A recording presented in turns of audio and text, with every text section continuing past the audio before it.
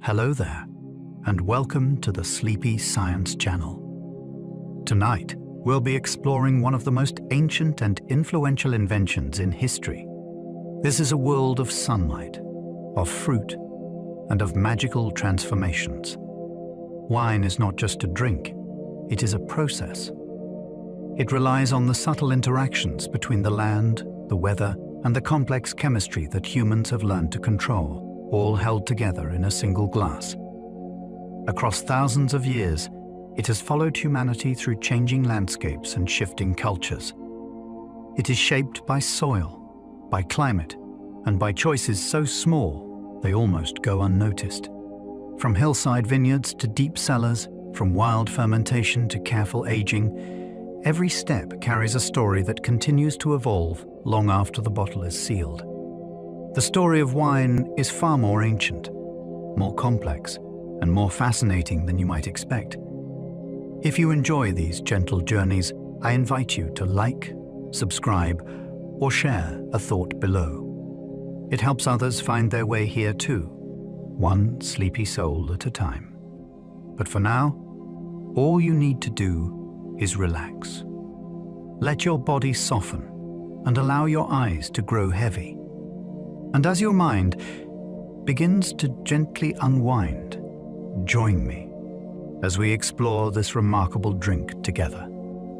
Let's begin. Wine is older than writing, and nearly as old as cities.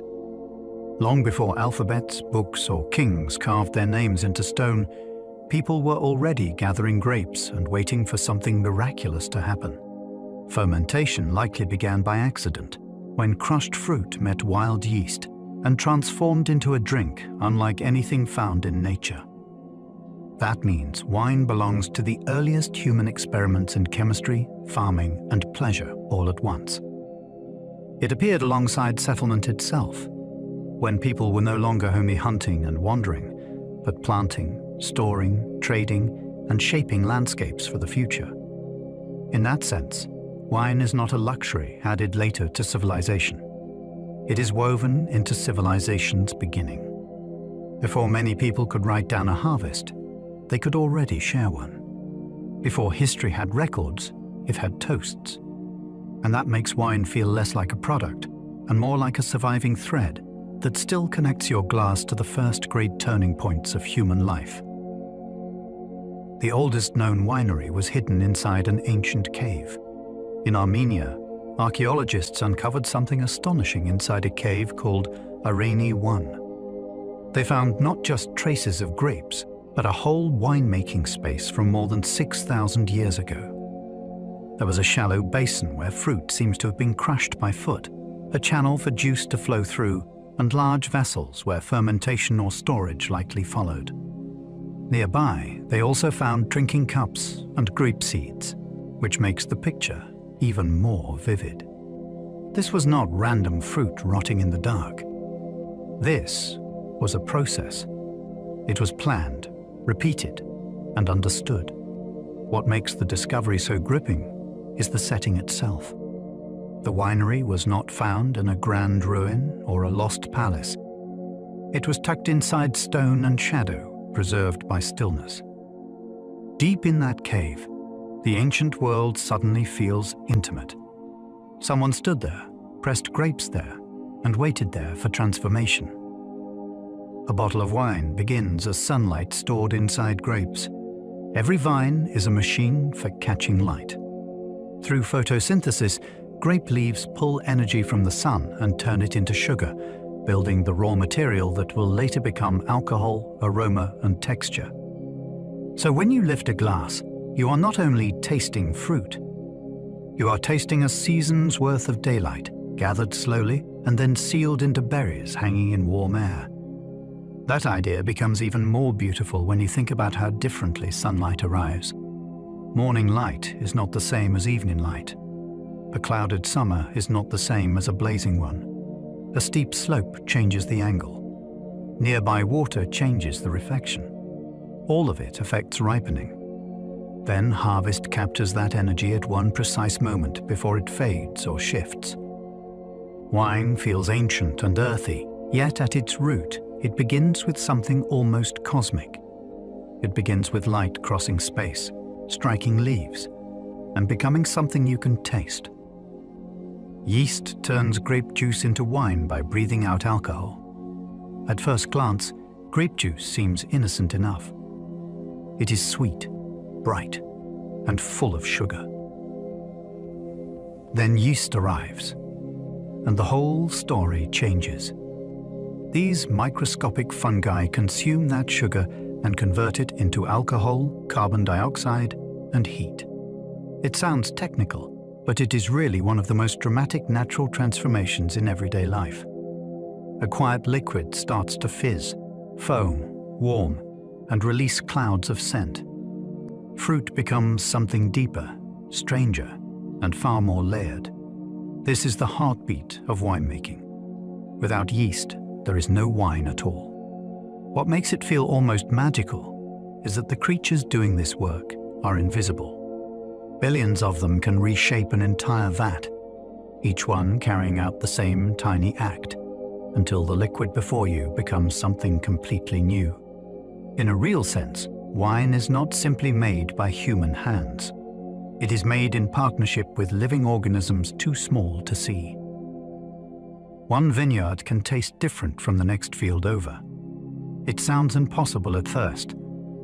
How could two places so close together produce wines that taste noticeably different? Yet, this is one of the most captivating things about wine.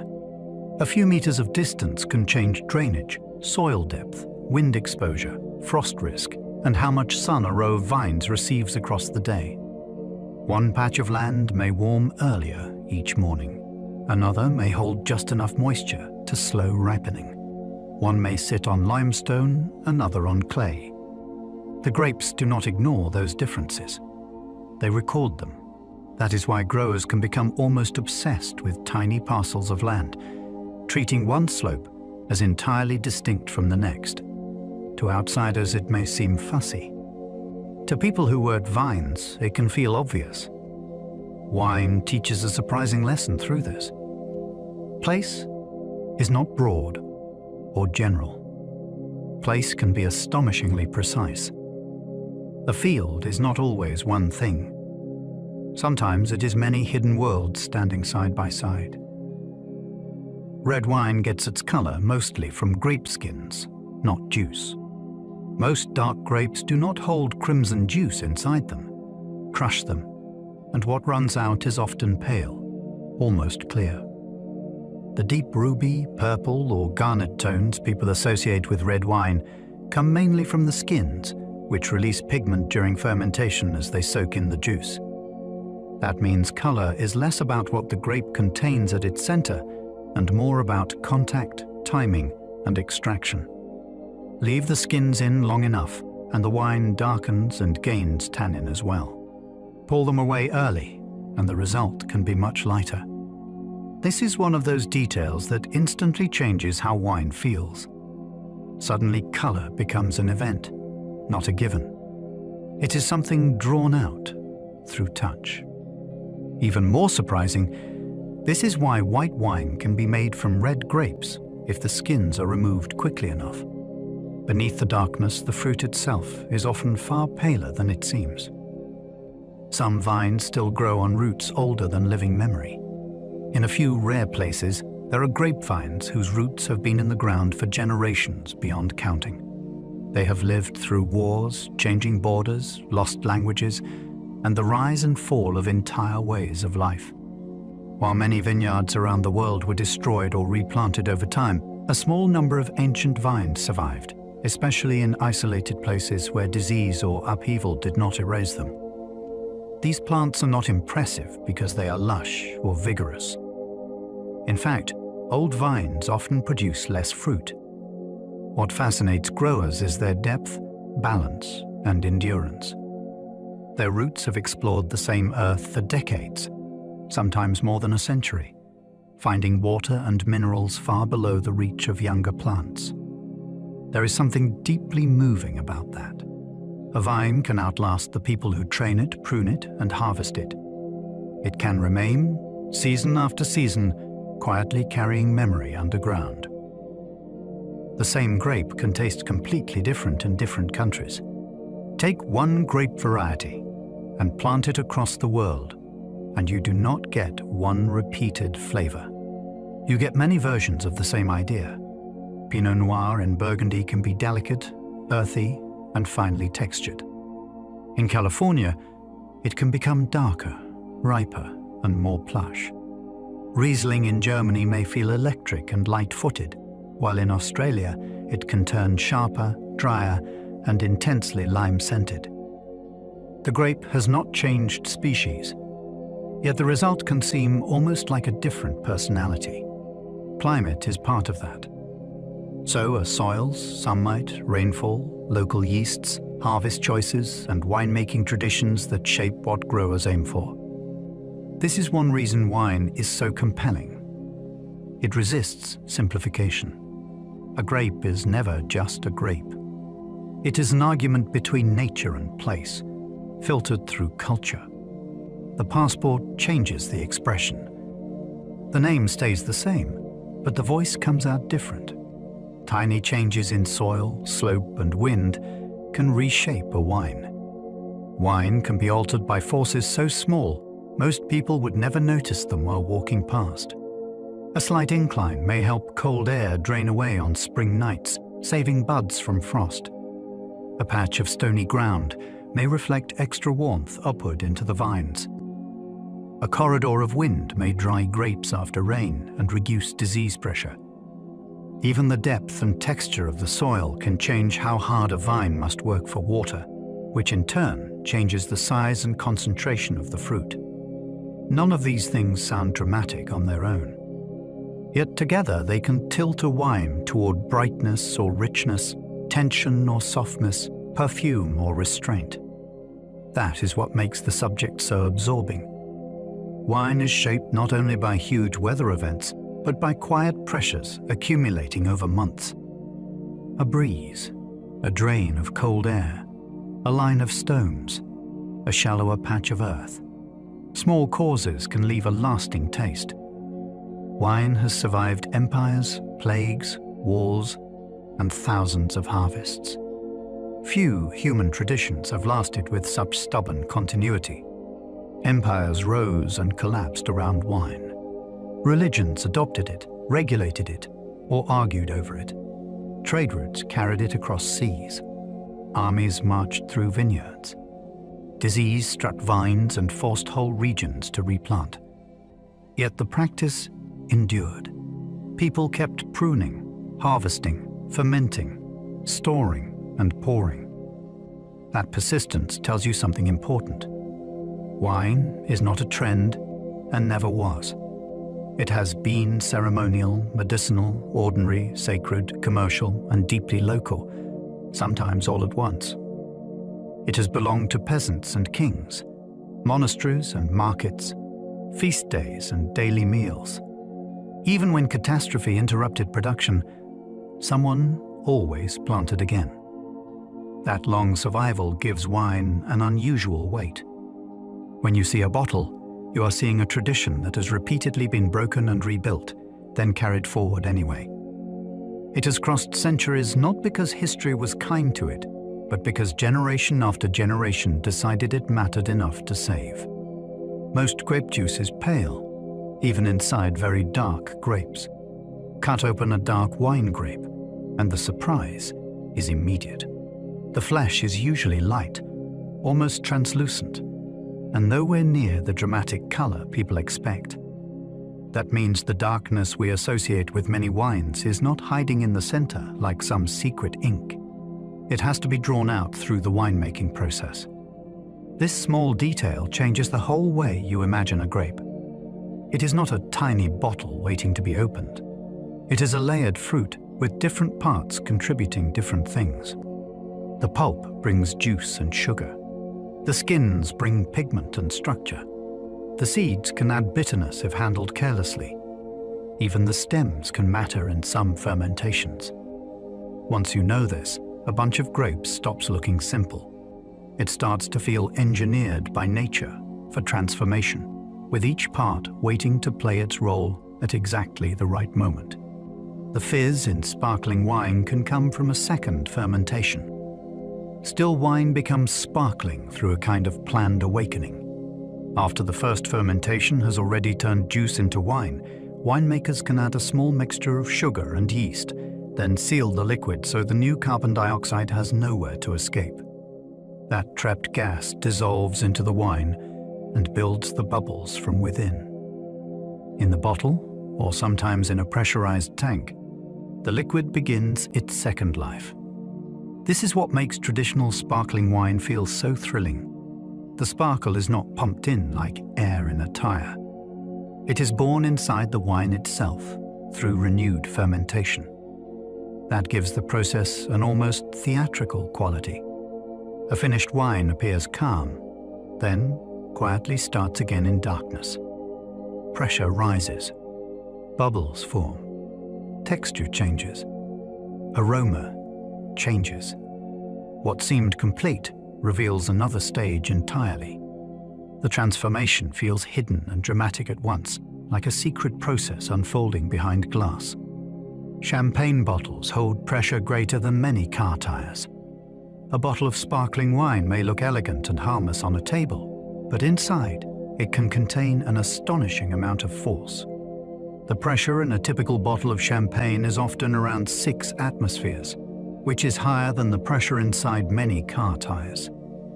That means every bottle is holding back a compressed storm of dissolved gas, waiting for release. This is why sparkling bottles are built from thicker glass, why the cork is tightly wired down, and why opening one produces that unmistakable burst. The sound is not merely festive. It is physics escaping. It also helps explain why mishandled bottles can be dangerous and why cellars once feared exploding glass during production. Behind the romance of fine bubbles and celebration lies a vessel under serious strain. A sparkling bottle is not just storage. It is containment. It holds tension, silence, and pressure together until one twist of the hand changes everything in an instant. Some wines smell like flowers, smoke, leather, or fresh rain. One of wine's strangest pleasures is that it can smell vividly of things that were never put into it. No one dropped roses, struck flint, or soaked saddles inside the barrel. Yet those aromas can appear with startling clarity. This happens because grapes and fermentation create hundreds of aromatic compounds, and the human brain interprets them by comparison. It reaches for memory. A floral note becomes jasmine or violet. An earthy note becomes forest floor after rain. Aging can deepen that experience, bringing out scents that feel like cedar chests, tobacco leaves, dried herbs, or old libraries. The effect can be almost eerie, because aroma in wine is never just chemistry. It is memory meeting molecules. You smell the glass, and your mind begins searching through seasons, rooms, objects, and landscapes. That is why wine can feel so transporting. Sometimes one inhale seems to open not just a bottle, but a whole shelf of remembered worlds. Oak barrels do not just hold wine, they quietly flavor it. A wooden barrel is not a neutral container. It breathes, releases compounds, and slowly reshapes the liquid resting inside it. As wine ages in oak, it can pick up notes that remind people of vanilla, spice, toast, cedar, clove, or smoke. The exact effect depends on many choices. French oak often brings a different texture and aromatic profile from American oak. A lightly toasted barrel behaves differently from one charred more deeply over fire. New barrels leave a stronger mark than older ones. This means a cellar is not just full of storage vessels. It is full of tools that can nudge a wine toward richness, softness, sweetness of scent, or greater structure. For centuries, barrels were used simply because they were practical for transport and aging. Then people discovered they were changing the wine as well. So oak became both container and ingredient, shaping flavor through time, wood, and breath, rather than through any visible act. a wine can taste dry, even when some sugar remains. Dryness in wine sounds as though it should be simple, but it is often a balancing act rather than a strict absence. A wine may contain a little leftover sugar and still feel dry on the palate if other elements keep that sweetness in check. Acidity is especially powerful here. It can sharpen the shape of the wine, brighten the fruit, and pull the finish away from anything syrupy or soft. Alcohol and bitterness can also influence the impression. So tasting dry is not always the same thing as being chemically sugar-free. It is more like a sensory verdict reached by the mouth. This is part of what makes wine so compelling. Our experience is not ruled by one number alone. Two wines with similar sugar levels can feel completely different, depending on how all the parts line up. Dryness, then, is not merely content. It is perception, structure, and balance working together in real time. Sweetness, acidity, tannin, and alcohol all pull taste in different directions. A wine is never just one sensation arriving alone. It is several forces meeting at once, each tugging the experience its own way. Sweetness can make the fruit seem rounder and more generous. Acidity can tighten everything, making the wine feel bright, lively, and awake. Tannin brings grip and shape. Alcohol adds warmth and weight, sometimes almost a glow at the back of the mouth. What makes tasting so fascinating is that these elements do not appear in neat sequence. They overlap, compete, and influence one another. A high-acid wine can make sweetness seem lower. Generous fruit can soften the impression of tannin. More alcohol can make a wine feel fuller even before you understand why. This interplay is why balance matters so much in winemaking. A bottle becomes memorable when none of these forces dominates clumsily. Instead, they move together like parts of a single structure, each one shaping the others as you taste. Tannins create that gentle drying feeling along your gums and tongue. That dusty, grippy sensation some wines leave behind is one of the clearest examples of texture in taste. Tannins bind with proteins in your saliva, which reduces lubrication in the mouth and creates that drying, slightly rough feeling on the gums and tongue. It can seem strange at first, especially to new drinkers, because it feels more like touch than flavor. Yet, that is exactly why tannin matters. It gives red wine shape, grip, and length. Without it, many wines would seem softer, looser, and less structured. Tannin also changes with time. In young wines, it can feel firm, angular, or even aggressive. With age, it often softens and becomes finer, more like velvet than chalk. This gives certain wines their famous capacity to evolve. The gripping sensation is not a flaw or a side effect. It is part of the architecture, a textural frame that helps carry the wine across the palate. White wine can be made from red grapes. This sounds like a contradiction until you understand how much depends on timing. If dark-skinned grapes are pressed and their juice is quickly separated from the skins, the liquid can stay pale and be made into white wine. The color never has time to move across. This is not a novelty or trick. It is a respected technique used in several regions, including parts of Champagne, where black grapes can produce wines that look brilliantly light in the glass. The result can be especially fascinating because the grape still contributes its own character through aroma, acidity, and texture, even without lending much visible color. It reminds you that appearance and identity are not always the same thing in wine. A dark berry can create a luminous result. Once you know this, wine becomes less obvious and more surprising. It teaches that what matters is not only what fruit you begin with, but exactly how you handle it. Orange wine is white wine made like red wine. Despite the name, this style usually has nothing to do with oranges. It begins with white grapes, but instead of quickly removing the skins after crushing, the juice stays in contact with them for days, weeks, or even longer. That skin contact deepens the color into shades of amber, copper, or burnished gold, while also adding grip, savory complexity, and structure not usually associated with typical white wine. The result can feel ancient and modern at once. This method reaches back thousands of years, especially in places where wine was fermented in clay vessels, yet it now feels startlingly new to many drinkers. The flavors can be hard to predict if you have only known crisp, easy whites. You may find dried tea, apricot skin, herbs, nuts, or something almost cider-like. It challenges expectations beautifully. The wine looks different, feels different, and asks you to rethink what white grapes are capable of becoming. Rosé gets its color from a very brief touch of skins. The beautiful pink of rosé is often born in a very short window.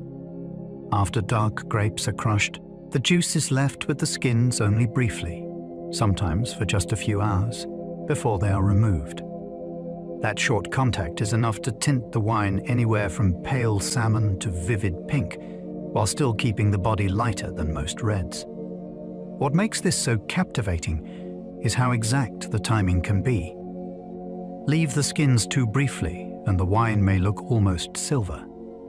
Leave them too long and it begins moving toward red. So rosé lives in a narrow zone of decision, where color, texture, and freshness are all being shaped at once. It is not simply a watered-down red or an afterthought of winemaking. It is its own carefully judged style. A few hours of contact can create an entirely different world in the glass, delicate in appearance, yet precise in design. Ancient winemakers sometimes sealed jars with resin, wax, or clay. Keeping wine safe in the ancient world was a constant struggle. Containers were porous, travel was rough, and air could spoil everything.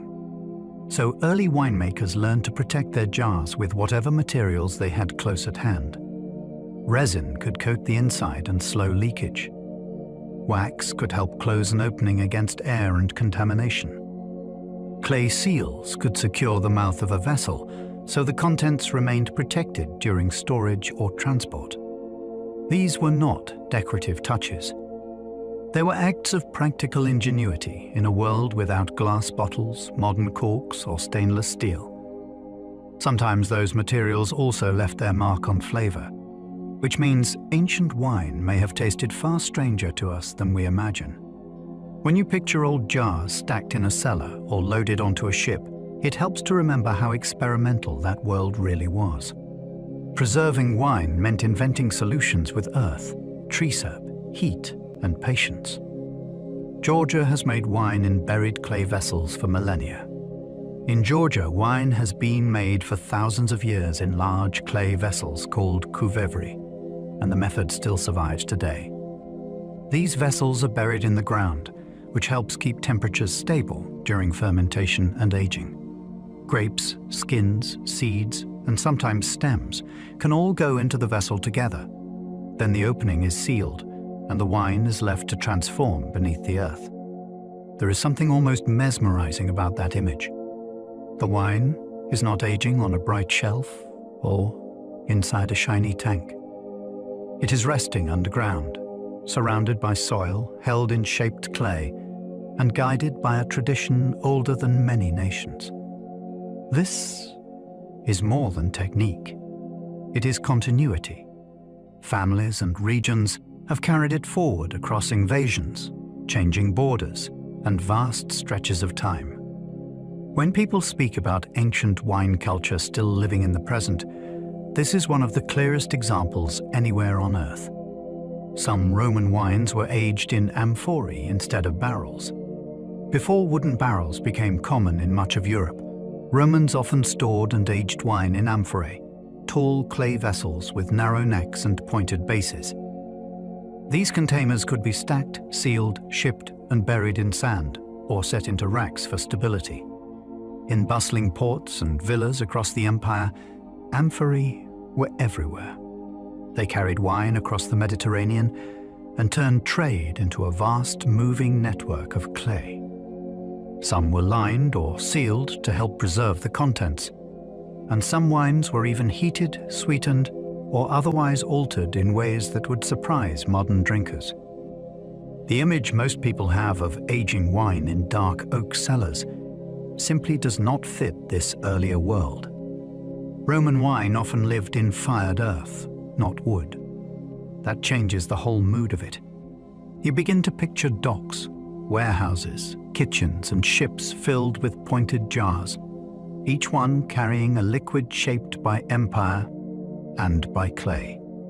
The Romans spread vineyards wherever their roads and legions reached. As Rome expanded, wine traveled with it. Soldiers needed supplies, settlers planted familiar crops, and merchants followed roads that linked province after province. Vines took root far beyond the Italian heartland, reaching places that would later become some of the most famous wine regions in Europe. The Romans did not merely drink wine. They carried with them knowledge of planting, pruning, storage, transport, and trade. Roads made movement easier. Military presence created demand. Towns and villas formed local markets. Over time, vineyards appeared along river valleys, hillsides, and frontier settlements that had once belonged to entirely different cultures. This is one of the reasons wine history feels so intertwined with political power. Expansion did not only move armies and laws, it moved agriculture and taste. A bottle from France, Spain, or Germany today can still sit in the long shadow of Roman movement. The empire vanished, but many of its vineyards never really did. Monks helped preserve viticulture through centuries of European upheaval. When kingdoms fractured and political order shifted across medieval Europe, monasteries became some of the most important keepers of agricultural knowledge. Among the crops they tended, vines held a special place. Wine was needed for religious ritual, which gave monasteries a strong reason to maintain vineyards even in unsettled times. But their role went far beyond simple preservation. Monks observed which slopes ripened better, which plots drained well, and which wines aged with grace. They recorded, compared, refined, and passed knowledge forward. In some regions, they became among the sharpest students of land anywhere in Europe. There is something powerful in that image. While wars and borders changed outside monastery walls, people inside kept pruning vines, tasting differences, and learning from harvest after harvest. They were not modern scientists, yet they practiced careful long-term attention. Because of that, some of the foundations of famous wine regions survived not through wealth or conquest, but through discipline, memory, and prayer.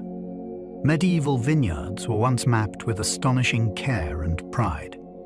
People often imagine the medieval world as vague and unmeasured, but vineyards tell a different story. In many regions, growers and landowners paid extraordinary attention to where one plot ended and another began. Boundaries were described, defended, and remembered because the land itself mattered so much.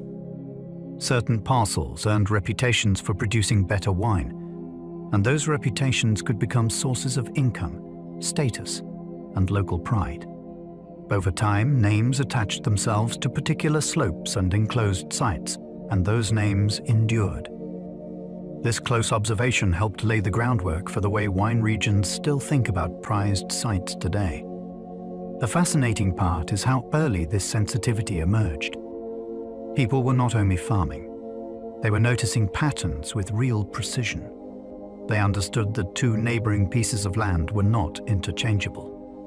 So medieval vineyard maps were never just about ownership. They were about identity, quality, and the belief that place itself deserved to be remembered with care. Wine helped shape trade routes long before modern nations existed. Long before passports, railways, or modern borders, wine moved across seas and overland routes in quantities large enough to shape commerce itself. Merchants carried it in clay jars, wooden casks, and later other containers that could survive long journeys. Coastal ports grew busy with exchange. River systems became arteries of movement.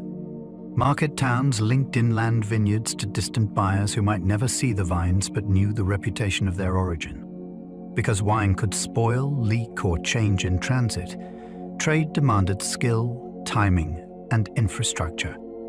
That made it far more than a simple local drink.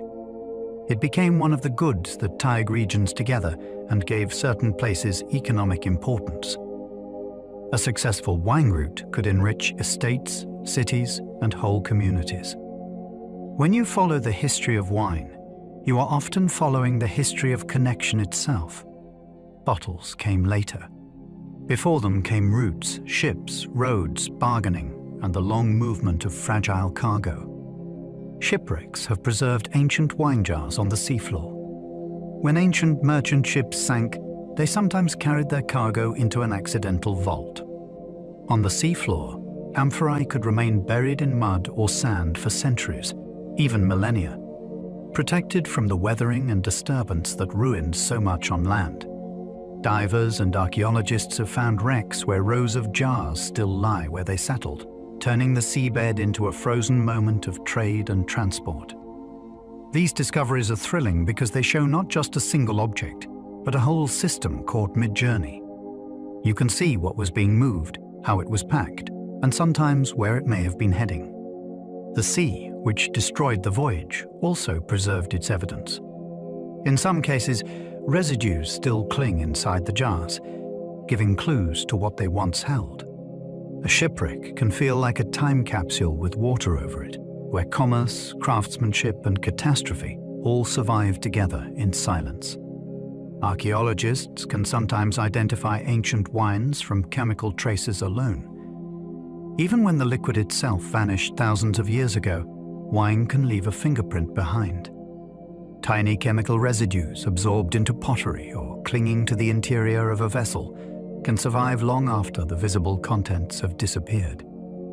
Archaeologists and scientists study these traces to look for compounds associated with grapes or fermented wine, such as tartaric acid and other biomarkers. That means a plain-looking jar shard can sometimes reveal that it once held something remarkable. This is one of the most astonishing parts of modern archaeology. A broken vessel does not have to tell its story through shape alone. Chemistry can speak for it. Suddenly, a fragment becomes evidence of agriculture, trade, ritual, or daily life. It turns absence into discovery. The wine is gone, yet its signature remains, faint but legible. Through that residue, researchers can bridge immense stretches of time and recover the presence of a vanished drink from almost nothing at all. A vineyard is really an ecosystem, not just rows of vines. At first glance, a vineyard can look orderly enough to seem almost industrial. Lines of plants, trimmed and trained, all pointing the same way. But step closer, and it becomes clear that far more is happening. Insects hunt among leaves. Microbes live around roots. Grasses compete for space. Birds feed on berries. Fungi, worms, cover crops, hedges, and wildflowers all influence what happens in the soil and above it. Even nearby woods, streams, and stone walls can affect the balance. Some growers now encourage this complexity on purpose because a healthy vineyard depends on more than the vine alone. Predatory insects can help control pests. Ground cover can reduce erosion. Rich microbial life can shape how roots function underground. So a vineyard is never just a crop. It is a living community with many players, and the best wines often begin in places where that community is understood, respected, and kept in balance rather than stripped away. Grapevines struggle best when the soil does not pamper them. It sounds backwards, but vines often produce their most compelling fruit when life is slightly difficult. In rich, comfortable soil, a plant may grow vigorously, pushing out leaves and shoots with enthusiasm. That can look healthy, but it is not always what makes memorable wine. Too much ease can lead to heavy growth, excess shade, and fruit that feels diluted in character. Poorer soils often force the plant to focus. Growth slows. Yields stay lower. energy is directed more carefully. The berries may remain smaller and more concentrated. That is why some famous vineyards sit on land that seems unimpressive for other crops. Stony slopes, chalky ridges, gravel beds, or fractured rock. To a vine, difficulty can be clarifying. It is one of wine's most fascinating lessons. Abundance does not always create beauty. Sometimes a little hardship does. In the right place, restraint in the soil becomes expression in the glass. Too much water can make a vine less interesting. A vine needs water to live, but beyond a certain point, abundance can become a problem.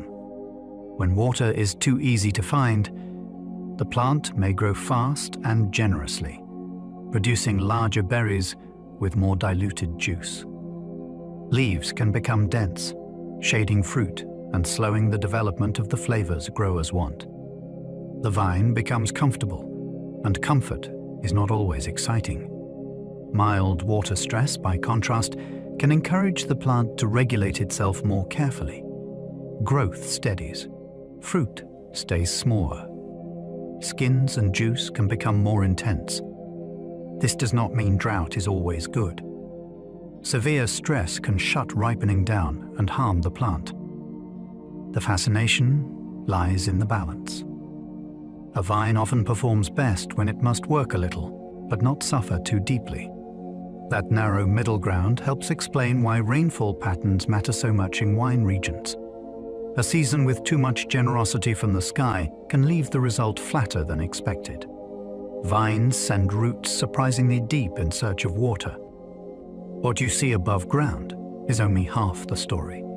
Beneath the surface, a vine can push roots down through cracks, stones, and layers of soil in a determined search for moisture and stability.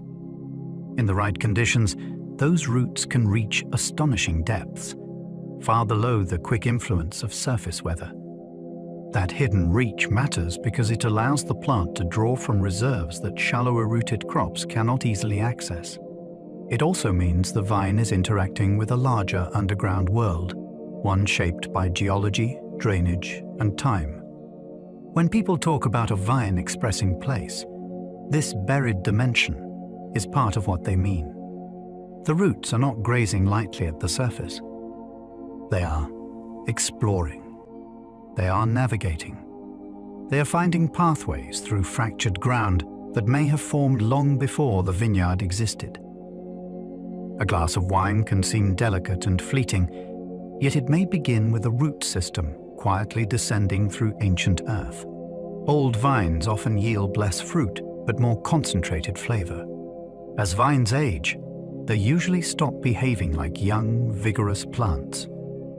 Their yields often shrink, sometimes dramatically, and growers accept that loss because something else can deepen in return. Older plants tend to regulate themselves with greater steadiness, producing fewer bunches and often smaller berries, which can lead to fruit with notable intensity. The effect is not a magical guarantee, and not every old vine is automatically superior. But many growers prize them because the fruit can seem more layered, more composed, and less noisy. There is also an emotional dimension to it. An old vine has seen many seasons, many dry years and wet years, many moments of stress and recovery. It has adapted over time, rather than being freshly installed in neat predictability.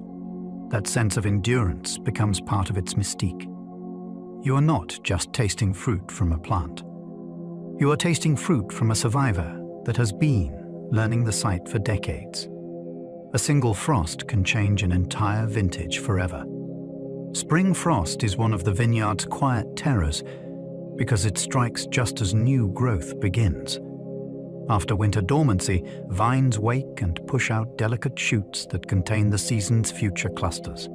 On a clear, cold night, temperatures can suddenly fall low enough to kill that tender growth. By morning, what looked full of promise can hang blackened and limp. The damage may be local or widespread, and its effects can echo through the whole year.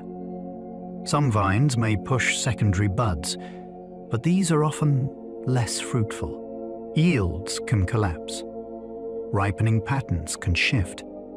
Decisions made later in the cellar are then shaped by a night that lasted only hours. What makes frost so unnerving is how ordinary it can look as it arrives.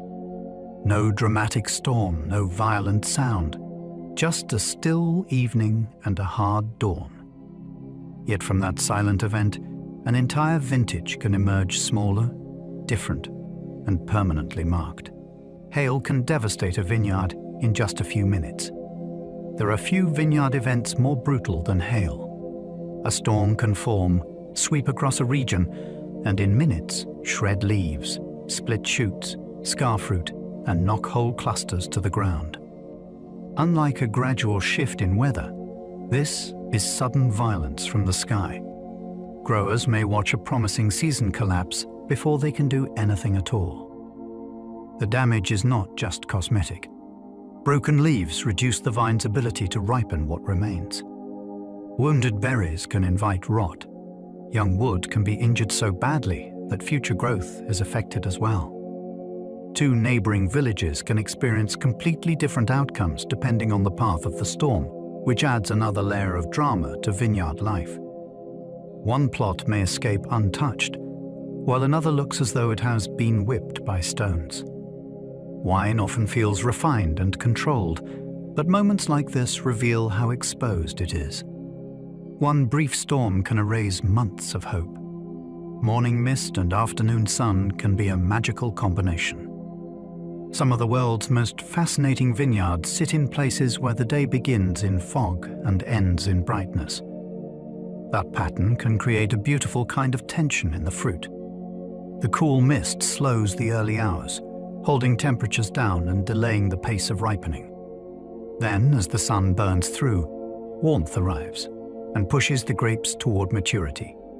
This alternating rhythm can stretch the season in a useful way, allowing fruit to develop with both freshness and richness rather than racing too quickly toward sugar alone. In certain valleys and river regions, that balance has become part of the landscape's identity.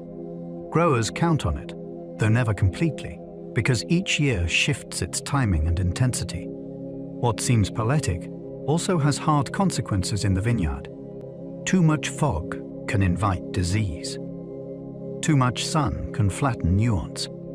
But when both arrive in the right measure, the result can feel almost perfectly tuned. Wind can protect grapes by drying moisture after rain. Wind is often treated as a nuisance in daily life, but in a vineyard, it can be a quiet ally. After rain, moisture lingering on leaves and bunches can encourage fungal disease, especially when the weather stays warm and still. A steady breeze helps by drying the surface more quickly, reducing the damp conditions many problems need in order to spread. That can make a remarkable difference over a season. A site with regular airflow may stay healthier than a sheltered one only a short distance away. Wind can also cool the canopy, slow excess heat, and toughen the vines slightly as they grow.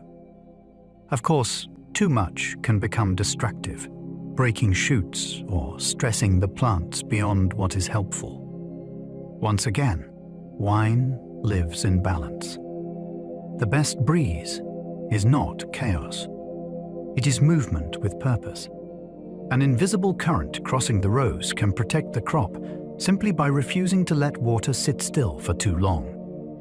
Slope matters because cold air flows downhill like water. Temperature in a vineyard is not distributed evenly, even across short distances, and slope is one reason why. On cold nights, dense air sinks and moves down slope, pooling in low spots much the way water collects in a basin. That means vines planted at the bottom of a site can be more exposed to frost, while those higher up may sit in slightly safer air. This invisible flow changes how growers think about land. A hill is not merely scenic, it is functional. A few meters of elevation can mean the difference between damage and survival in a vulnerable season. Slope also affects sun exposure, drainage, and how machinery moves. But the cold air effect is one of the most dramatic because it turns the landscape into a kind of weather instrument. You cannot see the air slipping downward in the dark. yet the vines respond to it. By dawn, the shape of the land may already have decided part of the year's fate. South-facing vineyards can ripen very differently from north-facing ones. The direction of vineyard faces can quietly rewrite the entire season. In the northern hemisphere, a south-facing slope usually receives more direct sunlight, which means warmer afternoons, faster ripening, and often richer fruit. Turn that same vineyard toward the north, and the rhythm changes. Light arrives at a lower angle, heat builds more slowly, and the grapes may hold on to freshness longer. That can mean lower sugar, brighter acidity, and a different balance of aroma and texture at harvest. Two slopes facing opposite directions can therefore behave like different climates, even when they share the same soil and weather. This is one of the reasons vineyard maps become so detailed. Growers are not merely planting on hills for beauty. They are choosing how the sun will move across the vines day after day. A change in orientation can alter the entire character of the final wine simply by changing the light. Altitude can preserve acidity and freshness in warm regions. Heat can ripen grapes beautifully, but too much of it can flatten them. That is where altitude becomes such a fascinating advantage. As vineyards climb higher, temperatures generally drop, especially at night. Those cooler evenings slow respiration in the grapes and help them retain acidity, which keeps the fruit lively and defined rather than broad and sleepy. In warm countries and sun-drenched valleys, this can make the difference between a heavy wine and a vibrant one. High vineyards also receive stronger sunlight because the atmosphere is thinner, which can help ripening even while the air stays cooler overall. That combination is part of the magic. The fruit matures, yet the freshness survives. It is why some remarkable vineyards sit far above the valley floor, in places that look dramatic and difficult rather than easy. Height can act like a hidden cooling system, giving warm regions a chance to produce wines with energy and lift. Sea breezes can cool vineyards even during fierce summer heat. Near the coast, the ocean can act like a giant breathing body that changes the day. As inland temperatures rise, cooler air from the sea begins to move toward the land, and that breeze can sweep through vineyards just when the heat is becoming intense. The effect is not small. It can lower temperatures, reduce stress on the vines, and slow the pace of ripening enough to preserve elegance in the fruit. In some famous regions, this daily airflow is one of the most important reasons wine can be both ripe and balanced. Without it, the same vineyards might produce something far heavier. The beauty of this lies in how invisible it is. A person may only feel a welcome wind on the skin, yet the vines feel a shift in their whole day. The ocean, even from a distance, becomes part of the wine. It cools the afternoon and leaves its influence behind in the glass. Volcanic soils often become part of wine's mystique and identity. Few vineyard words stir the imagination like volcanic. The idea of vines growing in the remains of ancient eruptions feels dramatic because it is. These soils may include ash, basalt, pumice, and fractured lava, all created by fire and later broken down by time. Growers and drinkers often describe wines from such places as smoky, stony, or especially distinctive, though the exact effect is still debated and never identical from one region to another. What is beyond debate is the atmosphere these sites carry. A vineyard on volcanic ground feels charged with deep history, as though the landscape itself remembers violence and transformation. The vines are rooted in cooled catastrophe. In places like Etna, Santorini, and parts of the Canary Islands, that sense of place becomes inseparable from the wine's identity. You are not only tasting grapes from a field, you are tasting fruit grown from a landscape once shaped by molten earth. Limestone soils can help produce wines with striking tension and lift. Limestone has earned an almost legendary reputation in wine because so many Greek vineyards stand on it or near it.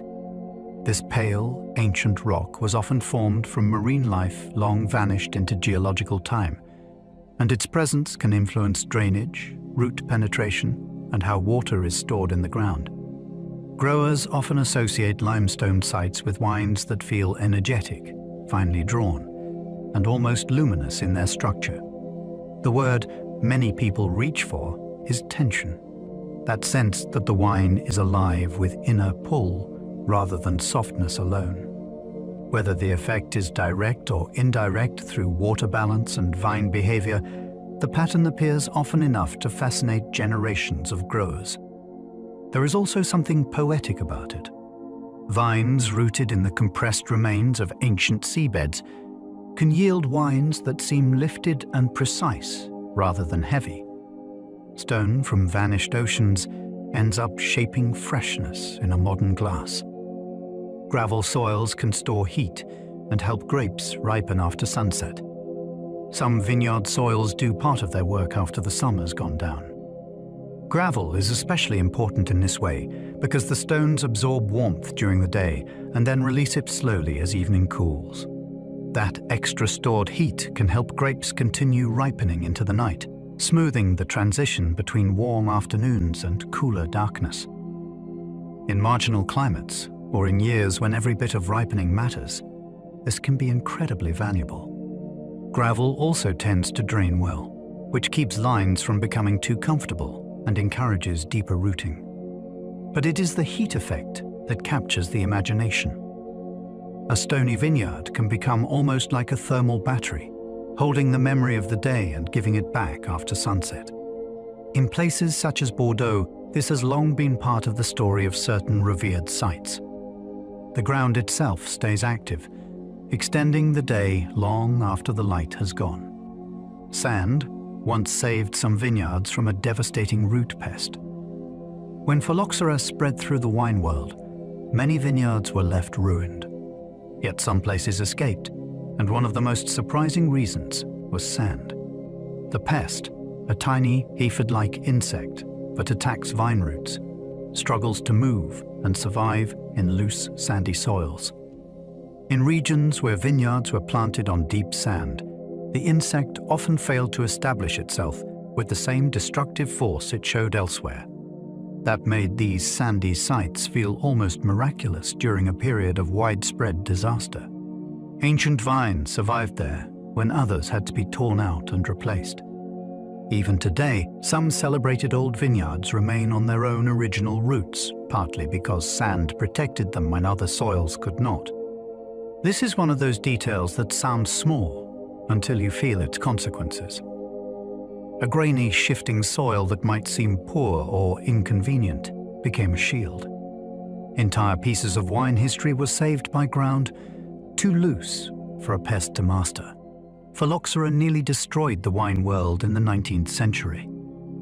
In the late 19th century, one tiny insect triggered one of the greatest agricultural disasters wine had ever faced.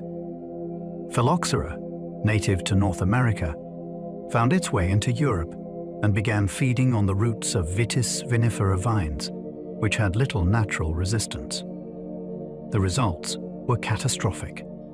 Vineyards weakened, yellowed, and died across France, and then far beyond. Regions whose identities, economies, and traditions depended on vines watched them collapse row by row. People argued over the cause at first, proposed desperate cures, and feared that entire wine cultures might vanish. The scale of the crisis is hard to overstate. This was not a bad season or a local outbreak. It was a near-civilizational shock for the wine world. Villages lost livelihoods. Famous sites became graveyards of dead vines. What makes the story so gripping is the mismatch between cause and effect. A microscopic invader nearly brought down one of humanity's oldest living traditions. Most classic European vines now grow on American rootstocks. After phylloxera ravaged Europe, the solution that emerged was both practical and astonishing. Instead of abandoning traditional grape varieties, growers began grafting them onto roots from American vine species that could resist the pest. That meant the fruiting part above ground remained Cabernet, Pinot Noir, Riesling, Sangiovese, or countless other familiar European grapes, while the hidden root system below belonged to something else entirely. In a sense, modern classic wine became a biological partnership created by crisis. The grape variety people name and celebrate is often living on roots from another continent. This changed the wine world permanently. It also introduced new choices because different rootstocks influence vigor, drought tolerance, and adaptation to certain soils. So beneath some of the most revered vineyards in Europe lies a quiet rescue operation, still at work every day. The visible vine looks traditional, but underground it carries the legacy of survival through grafted identity. A grapevine can live for decades, and sometimes far longer. A vine is not a short-lived crop that appears and disappears in a few seasons. Given the right care and conditions, it can remain productive for decades, and in rare cases for a century or more.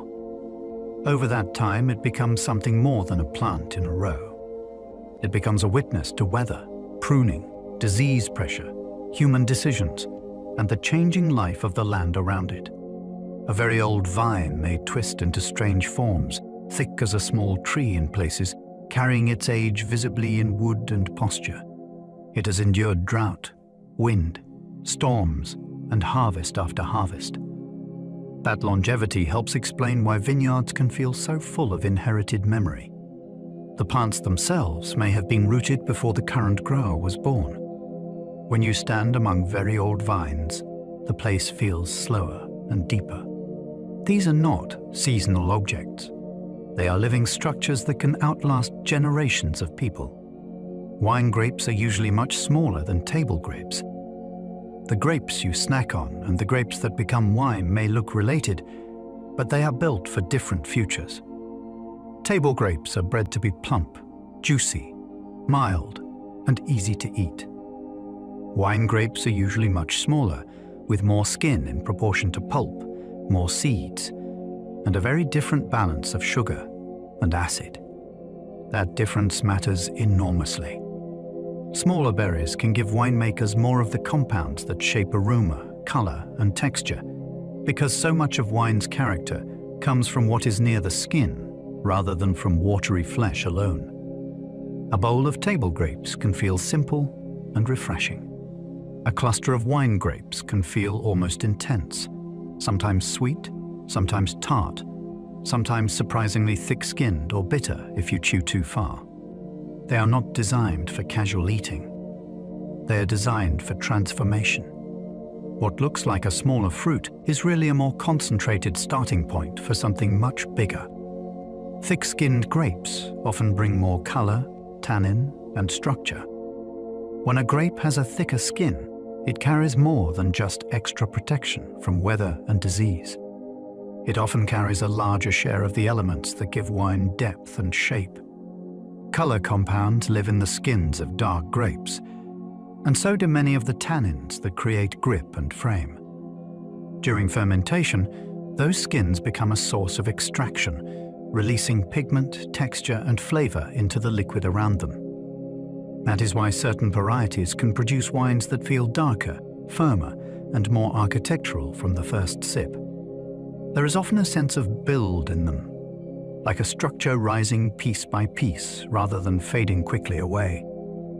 This can also make such wines especially suited to aging, because the very compounds that seem bold in youth may soften and integrate beautifully over time. A thicker skin, then, is not just a physical trait.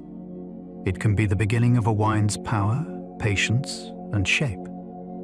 Thin-skinned grapes can produce wines of haunting delicacy. Some of the most unforgettable wines do not arrive with force. They arrive like a voice you lean closer to hear. Thin-skinned grapes often yield less color, less tannin, and a more transparent kind of expression, which can make the resulting wines feel delicate, aromatic, and strikingly exposed. There is nowhere for them to hide. If the sight is beautiful, they can transmit it with astonishing clarity. If the season is difficult, they may reveal that too. this fragility is part of their fascination. They tend to bruise more easily, rot more readily, and demand careful handling from vine to cellar. Yet when everything aligns, they can produce wines that feel almost weightless while still carrying enormous complexity. They do not overwhelm the palate. They linger in memory. The effect can be strangely moving, because the wine seems to say more by saying less. Delicacy, in this case, is not weakness. It is exposure refined into beauty. Pinot Noir is famously difficult and often heartbreakingly beautiful. Few grapes inspire so much devotion and frustration at the same time. Pinot Noir is known for being temperamental in the vineyard, sensitive to climate, prone to disease, and quick to show flaws. It can ripen unevenly. It can lose freshness in heat. It can seem fussy at every stage, from growing to fermenting. Yet when it succeeds, the result can feel almost unreal. The wine often combines red fruit, spice, earth, and silky texture in a way that seems to hover rather than sit heavily on the palate. It can be deeply expressive without relying on sheer weight or darkness.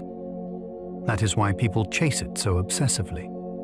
The margin between disappointment and brilliance is narrow, but the reward can be extraordinary. Pinot Noir does not usually offer simple power. It offers nuance, perfume, and emotional pull. It is the kind of grape that teaches growers humility and teaches drinkers that beauty can be most powerful when it appears fragile. Riesling can be bone dry, lusciously sweet, or both in spirit. Few grapes are as misunderstood or as versatile as Riesling. Some people hear the name and assume sweetness, but the variety can move across an astonishing spectrum, from razor-sharp dry wines to intensely sweet masterpieces built for long aging. In cooler climates, it often holds acidity with remarkable strength, which is what makes its sweetest versions so thrilling. They do not simply feel sugary. They feel lit from within, with brightness carrying the richness. At the dry end, Riesling can be stony, citrusy, floral, and almost electric in its precision. In between lies a wide middle ground of styles that can seem to balance opposites at once. This is where the grape becomes truly fascinating. Even when there is sweetness, it may still feel lifted and tense. Even when dry, it can smell almost honeyed or generous. Riesling has a rare ability to hold contradiction gracefully, which makes it one of wine's most shape-shifting and expressive varieties. Syrah can smell dark and wild, yet taste beautifully precise. Some wines announce themselves with aromas that feel almost untamed.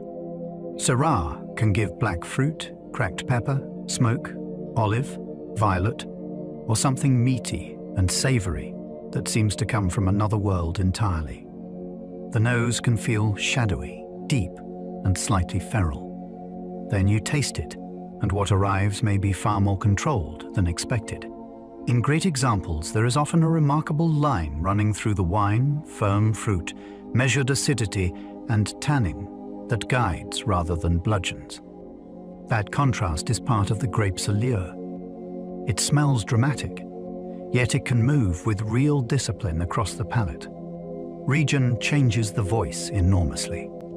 In some places it becomes dense and sun-filled. In others it stays taut, peppery, and restrained. But even across those shifts, Syrah often keeps that compelling dual nature. It can feel nocturnal in aroma and almost architectural in structure, wild at first encounter, then unexpectedly exact. Nebbiolo can look pale while hiding powerful tannins underneath. Nebbiolo teaches one of wine's most important lessons: never trust color alone. Pour it into a glass and it may look surprisingly light, even translucent at the rim, with a brickish or garnet cast that suggests softness. Then you taste it, and the structure can be immense. Tannins rise sharply. Acidity holds the wine upright. What seemed delicate in appearance suddenly reveals grip, tension, and authority. That disconnect is one reason Nebbiolo feels so compelling. It constantly challenges first impressions. Aromatically, it can be equally complex, offering rose, tar, cherry, dried herbs, and earth in combinations that feel both lifted and deep. In youth, it can seem stern. With age, it becomes one of the most haunting wines in the world, opening into layers that feel noble rather than merely powerful. Nebbiolo does not perform its strength in obvious ways. It conceals it behind elegance, then reveals it slowly, like a landscape emerging through morning haze.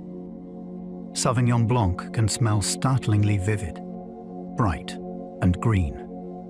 Some grape varieties whisper. Sauvignon Blanc often leaps from the glass. He can smell of cut grass, gooseberry, grapefruit, lime leaf, passion fruit, or freshly snapped herbs with an immediacy that feels almost impossible. The aromas seem turned up, as though the wine has its own built-in spotlight. Much of that character comes from highly potent aromatic compounds that the grape can express with unusual clarity, especially in cooler sites or styles made to preserve freshness. That is why it can feel so alive and brisk, sometimes almost crackling with energy, before you even taste it.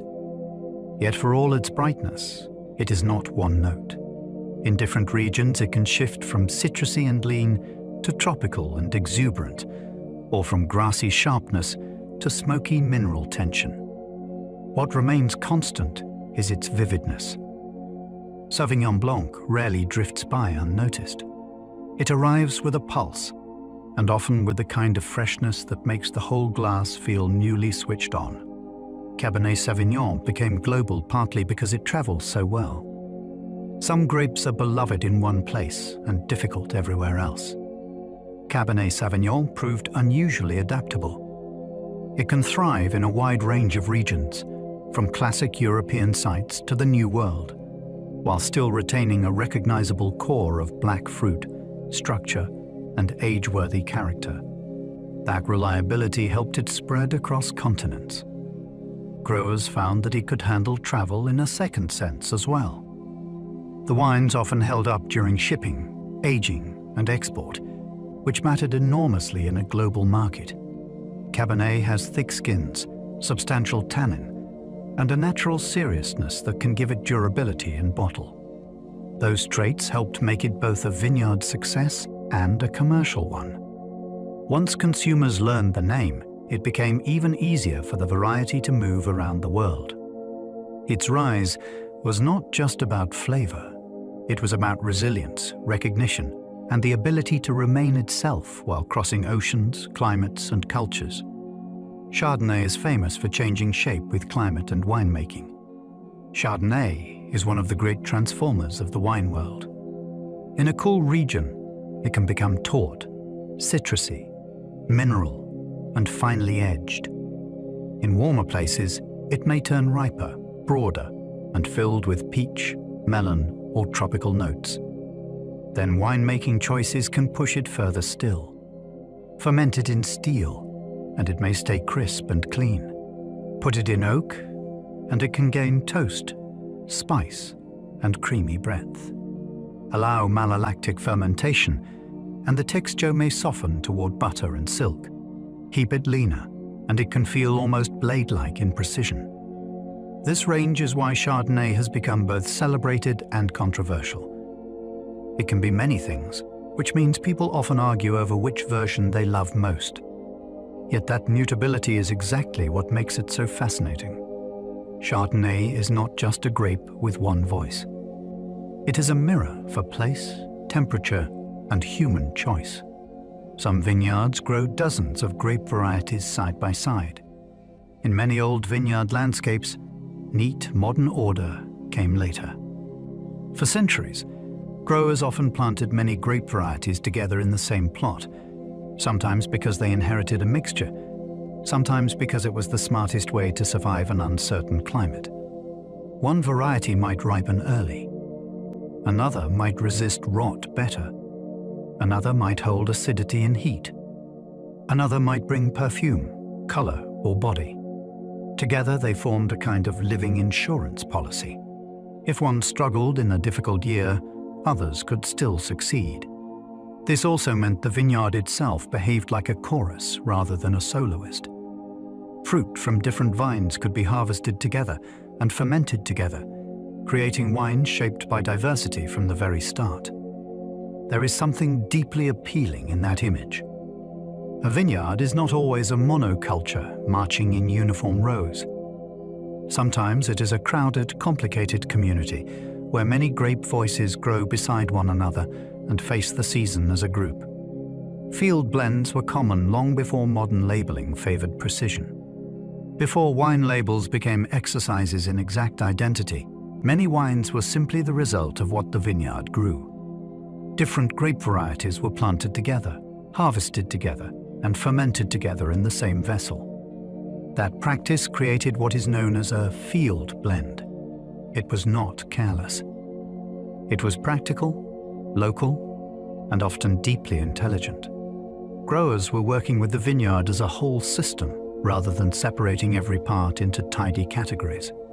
One grape might bring fragrance, another acidity, another color, another sturdiness in a difficult year. The final wine emerged from the land's mixed planting rather than from a single named star. In today's world, where bottles often foreground one variety in large print, that older approach feels almost radical. It reminds us that wine was not always about precision first. It was often about harmony, resilience, and accepting that complexity could begin in the field long before it reached the cellar. One grape variety can mutate into several distinct color forms. Vines are full of quiet surprises, and one of the strangest is that a single grape variety can shift into different color forms through natural mutation. A change in the genes that control pigment can turn dark grapes into pink-skinned versions, or pink ones into pale forms, while much of the vine's deeper identity remains recognizably related. This is why families of grapes can appear across a spectrum, almost like variations on one theme.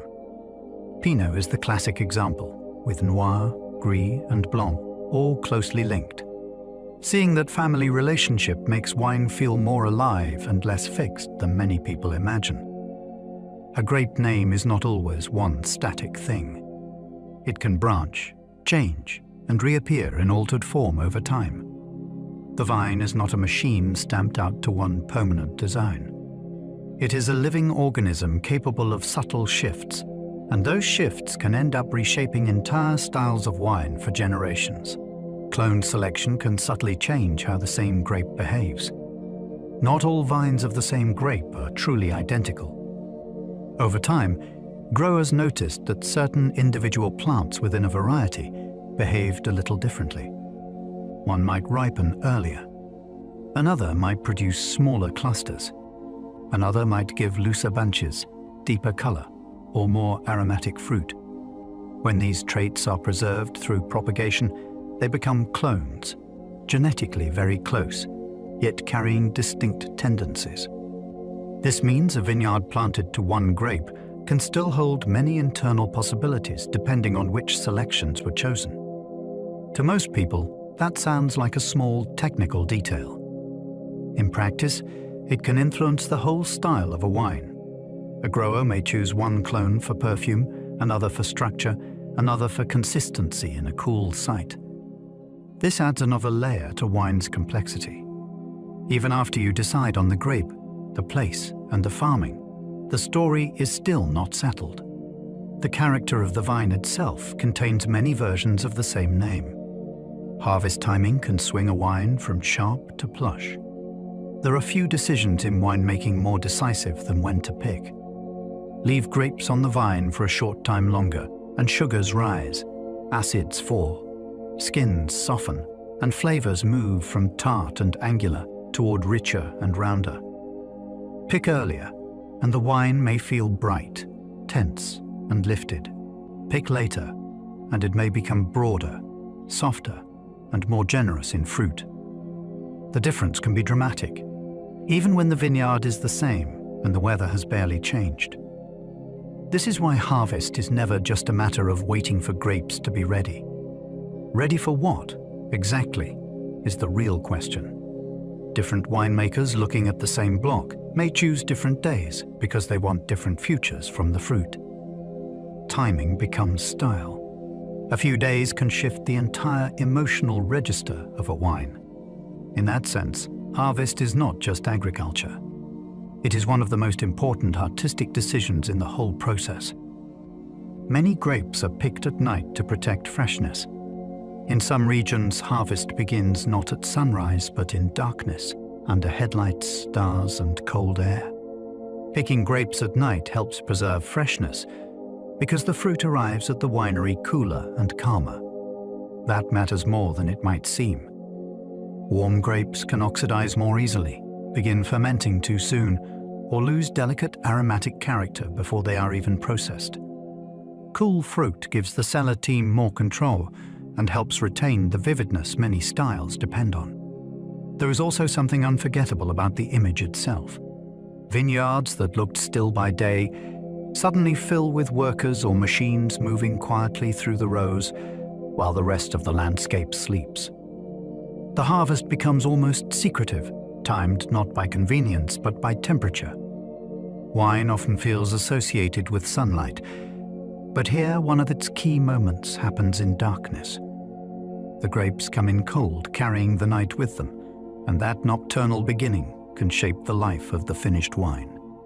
Hand harvesting can preserve fragile fruit better than machines. There are times when the gentlest tool is still the human hand. Hand harvesting allows pickers to choose clusters selectively, avoid damaged fruit, and place bunches into small containers with care, rather than subjecting them to rougher movement.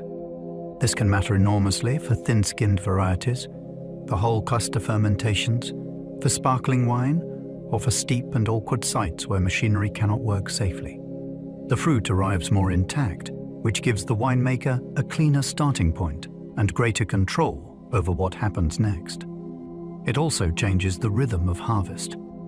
Instead of one sweeping mechanical pass, the work becomes slower, more observant, and more physically intimate. People move vine by vine, making decisions with each cut. That does not make hand-picking automatically superior in every case, but in the right context it can protect a delicacy that machines would struggle to preserve. Some wines begin with a harvest that feels less industrial than surgical, careful, and deliberate. Machines can harvest quickly, precisely, and sometimes beautifully cleanly. Mechanical harvesting is often imagined as blunt or inferior, but modern machines can be astonishingly effective. They move down the row and shake the vine in a controlled way so ripe berries detach, while leaves and larger debris can be sorted out with surprising efficiency. In flat vineyards and suitable trellising systems, this can allow fruit to be picked very quickly at the exact moment the grower wants, which is a major advantage when weather turns or ripeness peaks suddenly. Speed itself becomes a form of precision. Instead of needing a large labor force assembled at once, a grower can bring in an entire block at the right hour with remarkable consistency. For certain styles, especially where whole bunches are not required, the results can be impressively clean. This is one more reminder that wine is not a simple battle between old and new methods. Technology, used well, can serve quality too. Efficiency does not always mean compromise. Sometimes it means perfect timing. Fermentation begins when yeast starts feasting on grape sugar. This is the moment when grape juice stops being merely sweet fruit and starts becoming wine. Yeast cells encounter sugar and begin consuming it, setting off a process that releases alcohol, carbon dioxide, heat, and a cascade of aromatic compounds. What looks still in a tank or vat can suddenly become active and alive. Bubbles rise. Skins lift. Temperatures climb. The room fills with scent. Fermentation is not a symbolic transformation. It is a real biological drama driven by microscopic life multiplying and metabolizing at extraordinary scale. That is why the process feels so central to wine's fascination. It is the hinge on which the whole story turns. Before it, you have fruit. After it, you have something new, unstable, complex, and unmistakably different from its origin.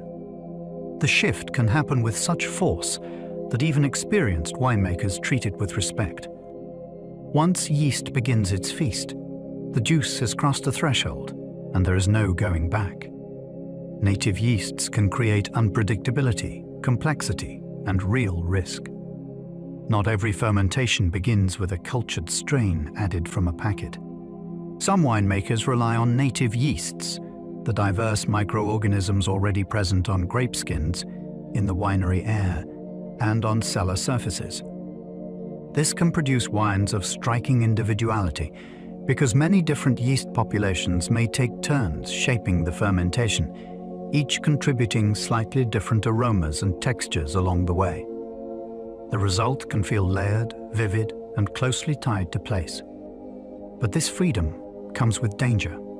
Native fermentations may start slowly, proceed unevenly, or stop before all the sugar is consumed. Unwanted microbes can also gain ground and push the wine in flawed directions. So the choice is never purely romantic. It is a gamble with serious consequences. That is part of what makes it so compelling. A winemaker who trusts native yeasts is not just letting nature help. They're opening the door to a more uncertain process where greater complexity and greater vulnerability arrive together. Cultured yeasts give winemakers more control over the final result. Not every winemaker wants to gamble with whatever microbes happen to be present. Cultured yeasts are selected strains grown for reliability, and choosing one can shape fermentation in very specific ways. Some work steadily at lower temperatures. Some preserve fruit aromas. Some tolerate higher alcohol. Some finish cleanly and predictably when conditions become difficult. That gives the cellar a very different kind of confidence. Instead of waiting to see which organisms take charge, the winemaker begins with a known partner and a clearer idea of how the wine is likely to behave. This does not mean the result is soulless. It means the process is less exposed to accident. In a year when fruit is fragile or weather has already caused enough uncertainty, that control can be invaluable. Wine may feel romantic from the outside, but much of its beauty depends on decisions like this, where microscopic management protects a much larger vision from drifting off course. Fermentation can get hot enough to threaten delicate aromas. Fermentation makes its own heat, and sometimes it makes far too much. As yeast tears through sugar, temperatures can rise quickly inside the tank, especially in large volumes of actively fermenting juice. That warmth can push the process forward, but it can also become dangerous. If the temperature climbs too high, delicate aromatic compounds may be driven off or altered, leaving the finished wine less expressive, less fresh, and less true to the fruit it came from.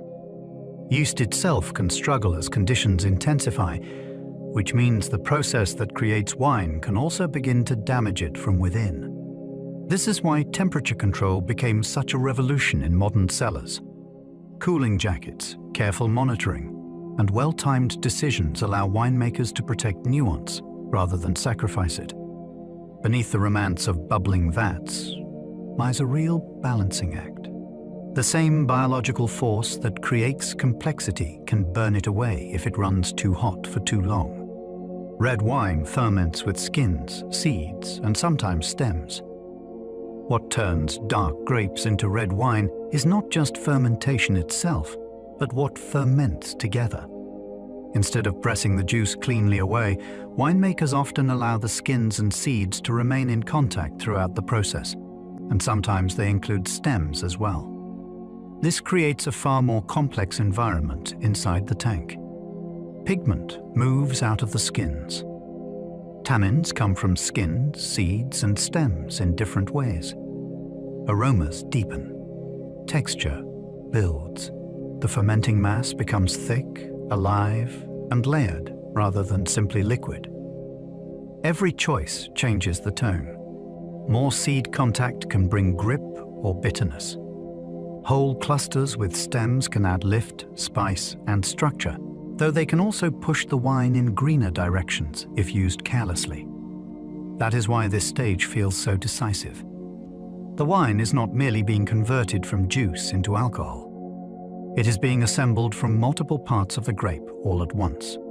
Punching down keeps floating grape skins wet during fermentation. During red fermentation, the grape skins are pushed upward by carbon dioxide and gather into a thick raft at the surface called the cap. Left alone, that cap can dry out, overheat, or extract unevenly, so winemakers often push it back down into the fermenting juice. This is called punching down, and it can be done gently by hand or with tools designed for the task. The action looks almost physical and old-fashioned, yet it serves several vital purposes at once. It keeps the skins moist, encourages more even extraction, and helps the fermenting mass stay balanced from top to bottom. It also changes the rhythm of the cellar. Fermentation is no longer a passive process watched from across the room. Someone must enter into it, feel the resistance of the skins, smell the rising heat, and decide how forcefully to work. Wine's elegance can begin in gestures that are surprisingly muscular and direct. Pumping over gently washes juice across the rising cap. Another way to manage red fermentation is less physical but just as important. Instead of pushing the floating skins downward, winemakers can draw juice from the bottom of the tank and pump it back over the top, soaking the cap from above.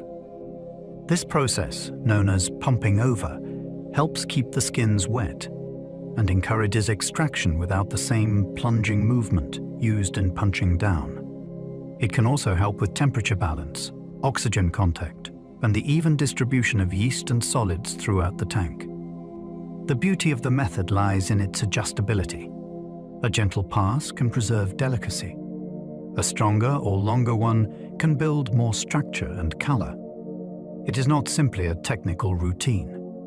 It is one of the ways a winemaker steers the shape of the wine while it is still being born. A stream of fermenting juice falling across the cap can quietly determine how the finished wine will feel.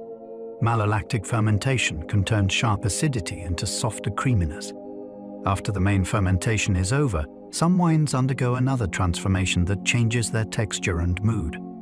In malolactic fermentation, bacteria convert sharper malic acid into softer lactic acid. Malic acid is the kind found in tart green apples, while lactic acid is gentler, more like what you find in dairy.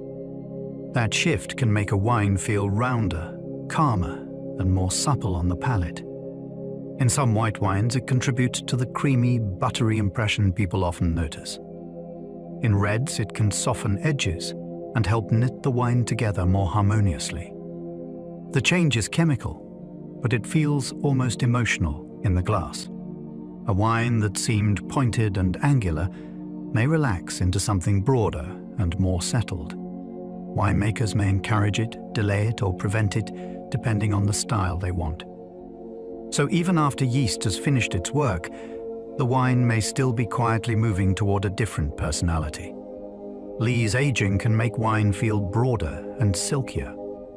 After fermentation, dead yeast cells and other fine particles settle to the bottom of the vessel. This sediment is called lees, and instead of removing the wine from it immediately, some winemakers allow the liquid to rest there for weeks or months.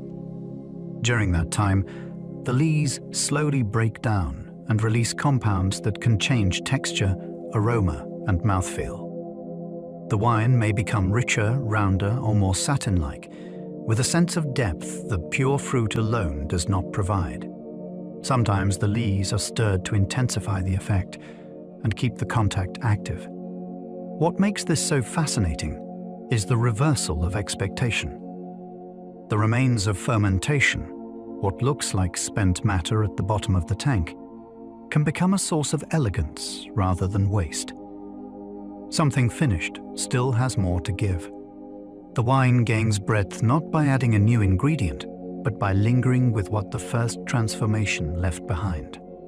Some wines are filtered heavily, while others remain almost untouched. Before bottling, winemakers face another choice that can shape the wine in subtle but important ways. Filtering can remove particles, microbes, and haze, leaving the wine brighter, cleaner looking, and more stable in the bottle. Heavy filtration can create a polished appearance and reduce the risk of unwanted changes later on. Yet some producers prefer minimal filtration, or none at all, believing that too much stripping can also remove texture, aroma, or a sense of vitality. This creates one of the quiet debates in wine. Is clarity always worth pursuing, or does a little cloudiness sometimes preserve something essential? Neither side is simply right in every case. Some wines benefit from precision and cleanliness. Others seem more complete when handled lightly. The difference can be invisible at first glance, but it may shape how the wine feels on the palate and how alive it seems in the glass. Even finishing touches can become defining choices. Sulfur has protected wine for centuries when used carefully. Few wine ingredients are as misunderstood as sulfur. In controlled amounts, sulfur compounds help protect wine from oxidation and microbial spoilage, which is why they have been used for centuries in one form or another. Without that protection, many wines would brown, lose freshness, or drift into instability far sooner than intended. The important phrase is used carefully. Too little can leave the wine vulnerable. Too much can mute aroma or create unwanted sensory effects. So sulfur is not a blunt preservative poured in without thought. It is one of the quiet tools of cellar precision, measured and timed according to style, condition, and risk. Its long history also reminds us that wine preservation has always required intervention of some kind. Even in traditions that value natural expression, survival in bottle is never automatic. A stable wine is often the result of small protective choices, and sulfur remains one of the most effective guardians ever discovered. A cork is cut from the bark of living trees. A natural cork begins in the bark of the cork oak, a tree that can be harvested without being cut down. Workers strip the bark by hand at intervals of many years, allowing the tree to remain alive and produce new bark again in the future. That alone gives cork an almost magical quality. What seals a bottle may have come not from felling a tree, but from carefully peeling it and waiting for it to renew itself. The material itself is remarkable, light, elastic, and full of tiny air-filled cells that let it compress and then expand inside the neck of a bottle. It creates a seal through its own natural structure. For centuries, that combination of renewability and function made cork the great closure of wine. It is easy to take it for granted because it is so familiar. Yet every natural cork carries a story of landscape, craftsmanship, and patience before it ever reaches the bottle. Screw caps can preserve freshness with remarkable consistency. For a long time, many people assumed screw caps were cheap or lesser, but in practice they solve one of wine's oldest problems with impressive precision. A screw cap creates a highly consistent seal from bottle to bottle, which means the wine inside is far less at the mercy of natural variation in the closure. That matters enormously for styles that depend on purity, brightness, and crisp aromatic detail. Wines meant to taste fresh and vivid can arrive in the glass with that freshness intact, rather than drifting unpredictably from one bottle to the next. This is why many respected producers, especially in regions focused on aromatic whites and early drinking wines, embraced screw caps so strongly. The romance may be different, but the science is compelling. Instead of tradition deciding the outcome, performance does. A small twist of metal can protect a wine with calm reliability, proving that elegance in wine does not always depend on the oldest possible tool. A corked wine is spoiled by taint, not bits of cork. Many people think a wine is corked if they see a crumb of cork floating in the glass, but that is not what the term really means. A truly corked wine has been spoiled by a chemical taint, most famously compounds such as TCA, which can form in cork or in contaminated winery materials. The effect is unmistakable once you know it. Fruit seems dulled or stripped away, and the wine can smell musty, damp, stale, or oddly lifeless, like wet cardboard or a cellar that never dries. It is not dangerous, but it is disappointing because the bottle has lost its voice. What makes this especially frustrating is that the problem can happen even when the cork looks perfectly normal from the outside. So the betrayal is hidden.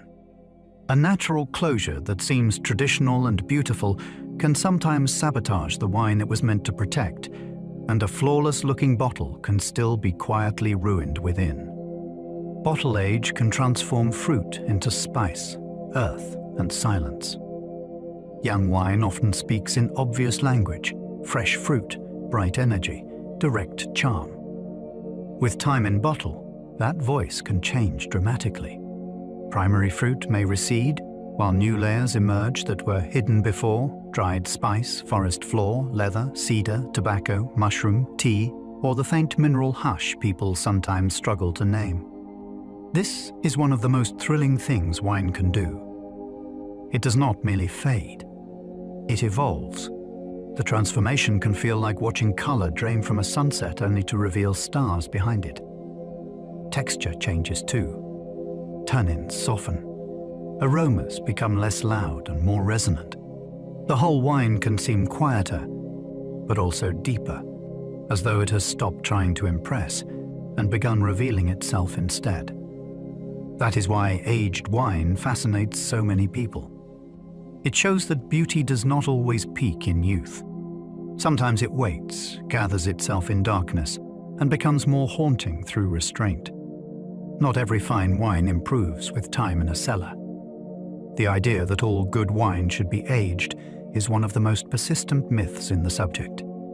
Some wines are built to evolve for years, but many are made to be enjoyed while their fruit is lively, their texture is open, and their aromatic character is still at its most expressive.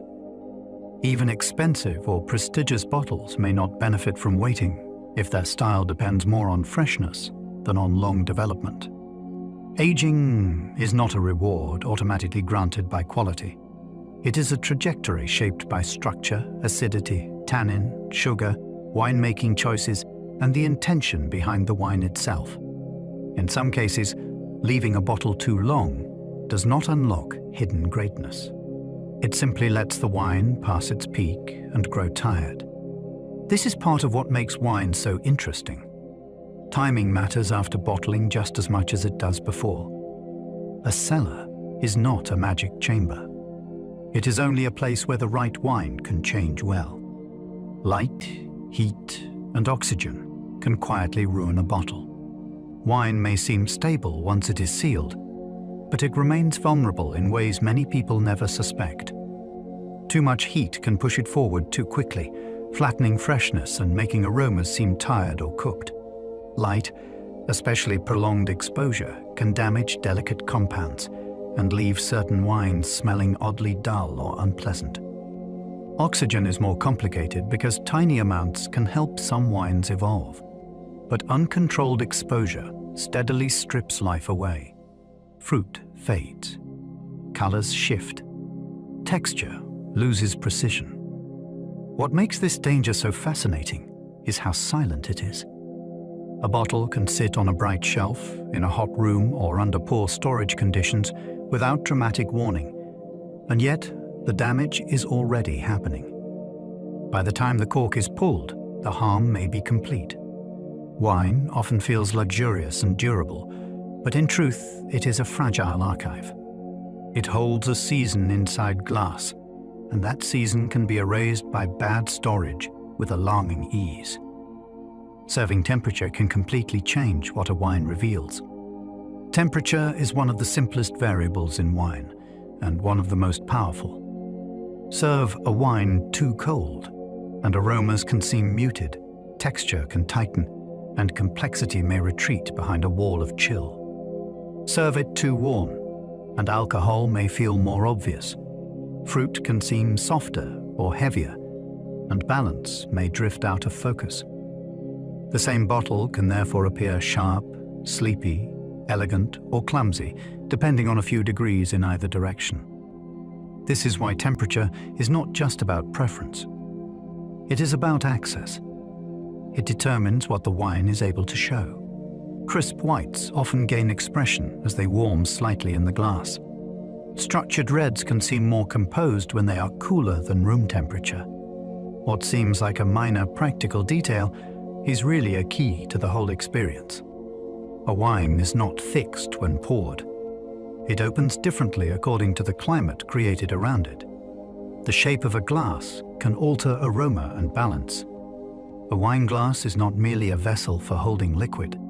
Its size, shape, and opening can influence how aromas collect, how the wine flows across the tongue, and what seems most prominent when you taste. A broader bowl can give aroma more room to gather and expand. A narrower opening can focus those aromas more tightly toward the nose. The angle at which the wine lands in the mouth may also change what feels strongest first: fruit, acidity, bitterness, or texture. Some of these effects are subtle, but they are real enough that experienced tasters often notice them immediately. The same wine can seem more expressive in one glass and more restrained in another. That makes the object itself part of the performance. What looks like tableware becomes an instrument, shaping the experience without changing the liquid. Wine is full of hidden intermediaries, and sometimes even the curve of the glass becomes one of them. Swirling helps release aroma by increasing wine's contact with air.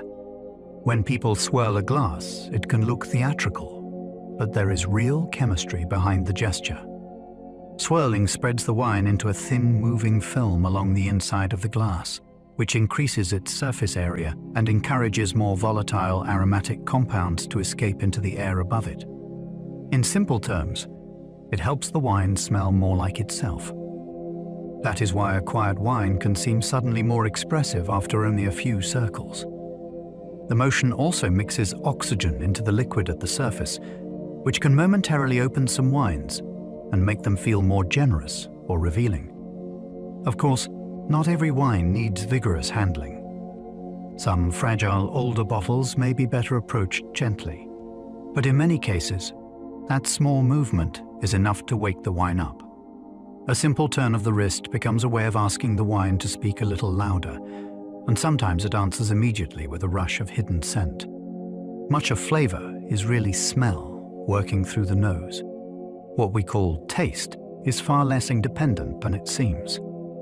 The tongue can detect sweetness, acidity, bitterness, saltiness, and savoriness, but much of what people describe as flavor actually comes from aroma. As wine moves in the mouth, volatile compounds travel up through the back of the throat to the nasal passages, where the brain interprets them as part of the tasting experience. This is why a wine can seem bursting with cherry, peach, smoke, herbs, or flowers, even though the tongue alone cannot identify those things. It is also why flavor collapses when your nose is blocked. Suddenly the wine seems flatter, simpler, and strangely incomplete. This is one of the most extraordinary parts of tasting. The experience is not confined to the mouth at all. It is a full sensory loop between liquid, air, memory, and perception. Wine feels rich because smell is constantly expanding what taste begins. Blind tasting can expose how powerfully labels shape expectation. Take away the label, the price, the famous region, and the producer's name, and something remarkable happens. People often taste differently. Blind tasting strips wine of the stories wrapped around it and forces attention back onto what is actually in the glass. That can be humbling even for experts. A bottle expected to seem profound may suddenly feel ordinary without its prestige attached. A humble wine may impress far more when no one knows its cost or origin. This does not mean reputation is meaningless. It means expectation is powerful. The mind is never passive when tasting. It anticipates quality, complexity, and status before the first sip even arrives. Blind tasting exposes that hidden influence with startling clarity. It turns wine from a social symbol back into a sensory puzzle. That is why it fascinates so many people. In the dark, without labels, you learn not only about wine, but about how easily the brain edits the experience before tasting has truly begun. Experts can be fooled when prestige and price enter the room. Wine tasting feels objective from the outside, but human perception bends more easily than most people realize. When tasters know a bottle is expensive, rare, or famous, expectation can quietly shape what they believe they are experiencing. The wine may seem deeper, more complex, or more refined before the first sip has fully landed. In experiments, even trained professionals have rated the same wine differently when they believed it came from a higher price bracket. That does not mean expertise is fake. It means the brain is always involved, and the brain loves context. Prestige can act like a filter laid over the glass. Price can feel like evidence of quality even when it is not. This is one reason wine remains so psychologically fascinating. It is never only liquid on the tongue. It is story, status, and suggestion, moving alongside aroma and taste. Even great tasters must work hard to separate sensation from expectation. Color can mislead even trained tasters about taste and quality. Before a wine is even smelled, the eyes begin writing a story about it. A deeper color may suggest richness, ripeness, or power. A paler shade may hint at delicacy or age. Those assumptions can be so strong that even experienced tasters have been misled by them. In famous experiments, white wine tinted red led people to describe it using red wine language, even though the aroma had not truly changed. That is how persuasive sight can be. The brain does not wait patiently for all the evidence. It leaps ahead and starts organizing the experience at once. In wine, that means appearance can influence the very words people use for flavor, texture, and quality. This makes tasting more intriguing, not less. A glass is never entering the mind through one door alone. Vision is already shaping expectation before smell and taste arrive. Sometimes the eyes do not merely observe the wine. They begin inventing it. Music, lighting, and company can change how wine seems to taste. Wine is often treated as though it exists in isolation, but the setting around it can quietly reshape the experience. Soft lighting may make a wine seem more relaxed and generous. Bright light can sharpen attention and alter mood. Music can influence pacing, emotion, and even the kinds of qualities people believe they notice. A rich, dramatic soundtrack may make a wine seem fuller or more intense. Lighter music may make it feel more playful or lifted. Company matters too. The same bottle can seem different in silence than it does in laughter, or after a long conversation rather than a hurried sip. This is not imagination in the dismissive sense. It is perception doing what it always does, blending sensation with context. Wine never arrives in a vacuum. It enters a moment already colored by sound, place, and emotion. That is why a memorable bottle is often inseparable from the room and the people around it. Vintage means the year the grapes were grown, not bottled. The year printed on a wine label is often mistaken for the moment the wine was finished or bottled, but it refers to something more fundamental. Vintage means the year the grapes were harvested. That makes it a record of the growing season rather than the packaging date. It captures the weather that shaped the fruit: spring frost or summer heat, autumn rain, or long dry weeks before harvest. In that sense, a vintage is not just a number. It is a climatic memory condensed into shorthand. Two bottles made in the same cellar from the same vineyard can feel different if they come from different years, because each season posed different challenges and possibilities. One vintage may be leaner, another riper, another more aromatic or more structured. The printed year becomes a doorway into weather, farming decisions, and timing in the vineyard. It tells you when the fruit lived its final days on the vine, which is where the real story begins. Terroir is a real idea, though nobody defines it simply. Few wine words inspire more debate than terroir. People use it to describe the way a wine seems shaped by place, but the place in question is never just one thing.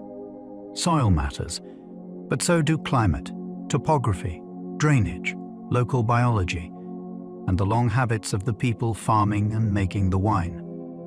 Some hear the word and think only of geology. Others include every natural and human factor that gives a site its identity.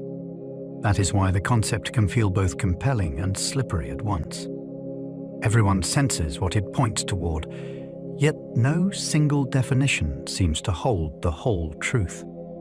Still, the idea persists because growers and drinkers keep encountering wines that seem unmistakably tied to where they came from. Something about the place survives the process. Terroir names that mystery without fully solving it. It is one of wine's most powerful ideas precisely because it remains both concrete and elusive. Some desert regions make wine through irrigation and cool nights. At first glance, a desert seems like the wrong place for vineyards. The image of wine usually involves green hills and generous rainfall, not dusty heat and sparse water. Yet some desert regions produce remarkable wines by pairing controlled irrigation with large day-to-night temperature shifts. In these places, sunlight is abundant and disease pressure can be low because the air is so dry. Water must be managed carefully, often delivered in precise amounts, but the vines can thrive when growers control that scarcity intelligently. Then night arrives and the temperature drops sharply. That cooling helps preserve freshness and slows the loss of acidity, preventing the fruit from becoming flat or overblown. The result can be surprisingly vivid. Desert wine feels almost improbable because it comes from a landscape that seems hostile at first meeting. But that is exactly part of its fascination. Human planning, scarce water, and dramatic temperature swings combine to make life, and wine, possible in harsh terrain. England now produces sparkling wine that wins global awards. For a long time, the idea of England as a serious wine country sounded improbable to many people. The climate seemed too cool, too damp, and too risky for consistent success. Yet in recent decades, English sparkling wine has emerged with startling force, earning international awards and serious respect. The reasons are both modern and ancient. Southern England shares some chalky soils with parts of Champagne, and warming growing seasons have made high-quality ripening more achievable than before. Sparkling wine also benefits from the very freshness that cooler climates preserve, because sharp acidity is one of the keys to elegance and precision in bubbles. What makes this story so gripping is the reversal of expectation. A country once treated as marginal for wine has become one of the most talked about places for sparkling bottles made with real ambition. It is a reminder that the wine map is not fixed. Climate, technique, and persistence can redraw it. Argentina grows vineyards high in the Andes beneath intense sunlight. Some of Argentina's most remarkable vineyards sit at striking altitude along the foothills of the Andes, where the landscape feels immense and dramatic before a grape is even tasted. These vineyards live beneath powerful sunlight and very dry skies, often with irrigation fed by meltwater descending from the mountains. Height changes everything. Days can be warm and bright, yet nights drop cool enough to help preserve freshness in the fruit. The stronger light at elevation can also affect ripening and skin development in ways that give wines color, energy, and concentration. There is something thrilling about that setting. Grapes are not maturing in soft lowland ease. They are growing in a high, exposed world shaped by mountain air and blazing sun. Argentina turned that environment into one of the great wine stories of the modern era, especially with Malbec. The wines often carry a sense of altitude with them, not just in taste, but in mood and scale. Chile protects many vineyards with mountains, desert, and ocean. Chile occupies one of the most extraordinary viticultural corridors on Earth. To the east rise the Andes, To the west lies the Pacific Ocean. To the north stretches the Atacama Desert, one of the driest places on the planet. To the south, the climate cools and opens into other extremes. This geography creates a remarkable set of natural boundaries around many vineyard regions, shaping weather, disease pressure, and the movement of pests. Cold ocean influence can cool western sites. Mountain snowmelt feeds irrigation in drier areas. Valleys run like channels between great barriers, each with its own rhythm of heat and airflow. The country feels almost engineered for contrast. That is one reason Chilean wine can show such range, from bright coastal freshness to fuller inland ripeness. The landscape is doing constant work before the cellar ever begins.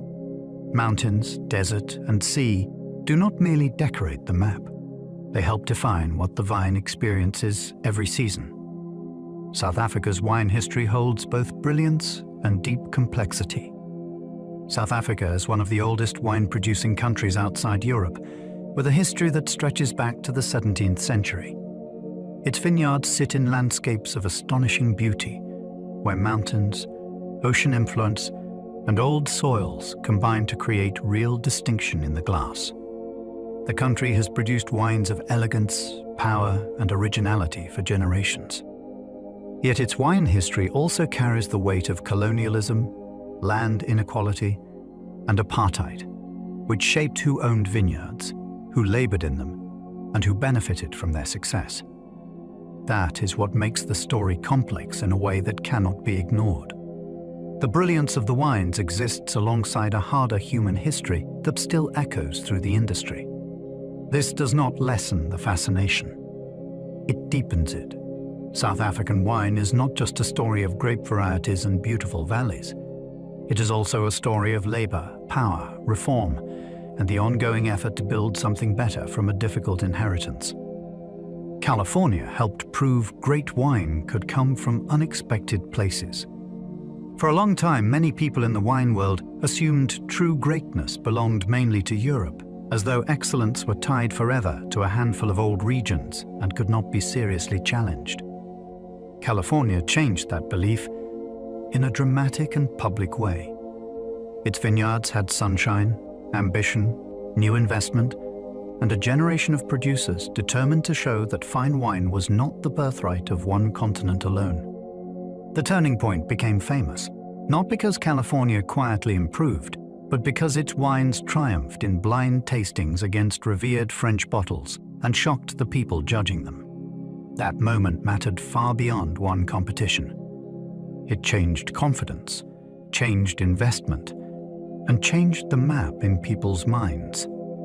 Suddenly, the question was not whether California could make great wine, but how many other places the old assumptions had overlooked as well. One region's success widened the horizon for the entire modern wine world. New Zealand made Sauvignon Blanc smell louder than many thought possible. Sauvignon Blanc existed long before New Zealand embraced it, but New Zealand gave the grape a startling new voice. In places like Marlborough, the wines emerged with such piercing clarity and aromatic force that they seemed almost amplified. Grapefruit, passion fruit, gooseberry, herbs, cut grass, and green edges all came rushing forward with a vividness that many drinkers had never encountered before. It was not just fresh. It was electric. That intensity helped reshape global expectations of what the grape could be. Producers elsewhere suddenly had a new benchmark in mind, and drinkers who thought they knew Sauvignon Blanc discovered that it could be far more dramatic than they had imagined. The style became instantly recognizable and hugely influential. What makes the story fascinating is that one relatively small wine nation did not merely join the conversation. It took an existing grape and made it speak with a volume the whole world could hear. Ice wine comes from grapes pressed while still frozen. Ice wine begins with an act of waiting that feels almost reckless. Instead of picking the grapes during normal harvest, growers leave them hanging on the vine deep into winter and hope conditions align. When a hard freeze finally arrives, often in darkness before dawn, The fruit is harvested quickly while still frozen solid. Then it is pressed at once.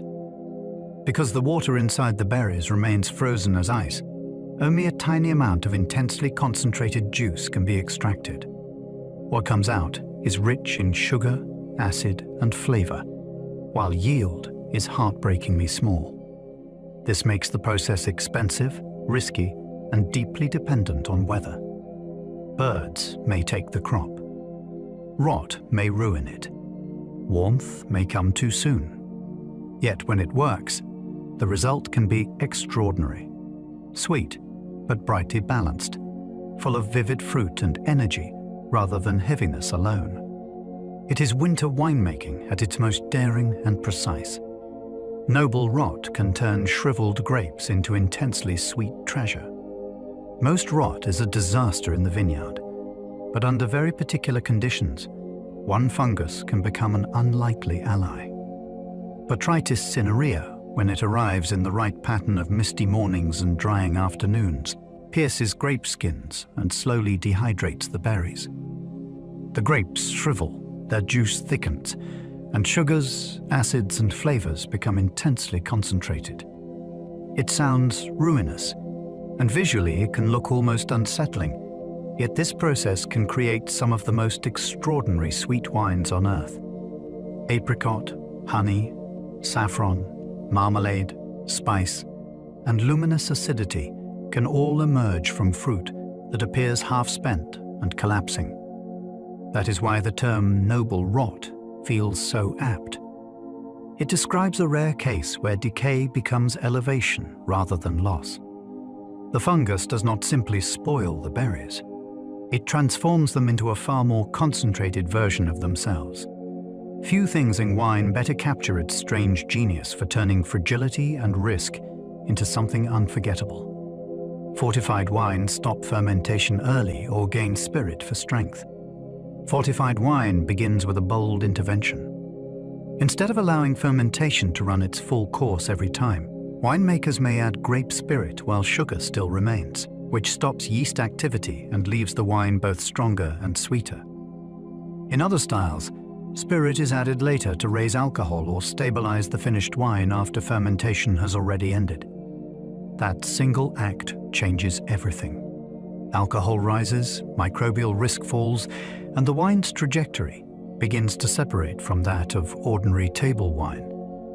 It can age differently, travel better, and develop a depth that dry wines do not pursue in the same way. Historically, fortification also had practical value because stronger wines survived long journeys more reliably. Yet the fascination is not merely technical. Fortified wines feel like a distinct branch of the wine world, where power, sweetness, warmth, and longevity can meet in forms that range from bright and youthful to deeply layered and centuries old. One added spirit opens a whole new tradition. Marsala, sherry, and port each tell completely different stories. It is easy to group fortified wines together and imagine they are variations on one theme, but Marsala, sherry, and port are worlds apart in origin, method, and character. Port comes from Portugal and is usually fortified during fermentation, which preserves sweetness and creates a wine of fruit, depth, and power. Sherry from southern Spain works differently, often fermenting fully dry first, then aging under layers of yeast or through oxidative systems that produce astonishing complexity, from piercingly dry to richly sweet.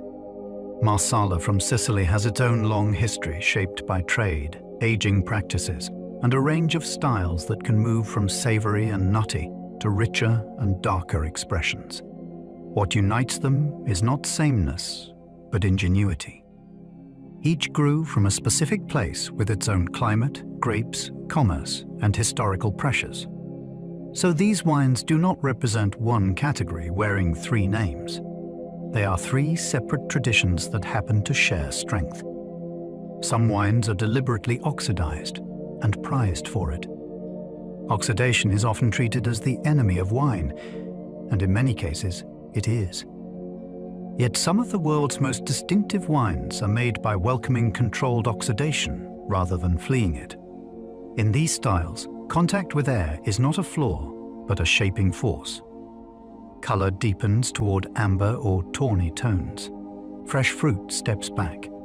In its place come walnuts, dried fruit, spice, toffee, curry leaf, bruised apple, or savory notes that feel almost impossible to predict if you know only youthful wines.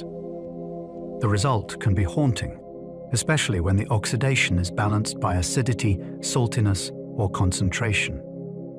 It asks the drinker to rethink freshness itself. A wine does not always need to taste newly picked in order to feel alive. Sometimes age, air, and transformation become the very point. These wines are fascinating because they turn apparent damage into style. They prove that wine's beauty is broader than purity alone and can include deliberate weathering. A vintage can be remembered like weather, history, and legend combined. Ask growers or collectors about a famous year, and they often speak of it with the tone people reserve for major storms, great seasons, or moments that seem to define an era. A vintage is remembered not only for what it tasted like, but for how it felt to live through. There may have been spring frost, endless rain, brutal heat, miracle sunshine at the last moment, or harvest days that arrived with perfect timing against all expectation. Over time, these details become stories repeated across cellars and tasting rooms until the year itself acquires a kind of personality. One vintage becomes heroic, another tragic, another miraculous for its balance.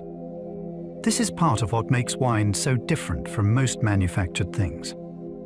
It carries memory in a way people can narrate. A year on the label can evoke weather, anxiety, relief, argument, and triumph all at once. The wine becomes history made drinkable and remembered as character. Wine is chemistry, agriculture, culture, craft, and chance in one glass.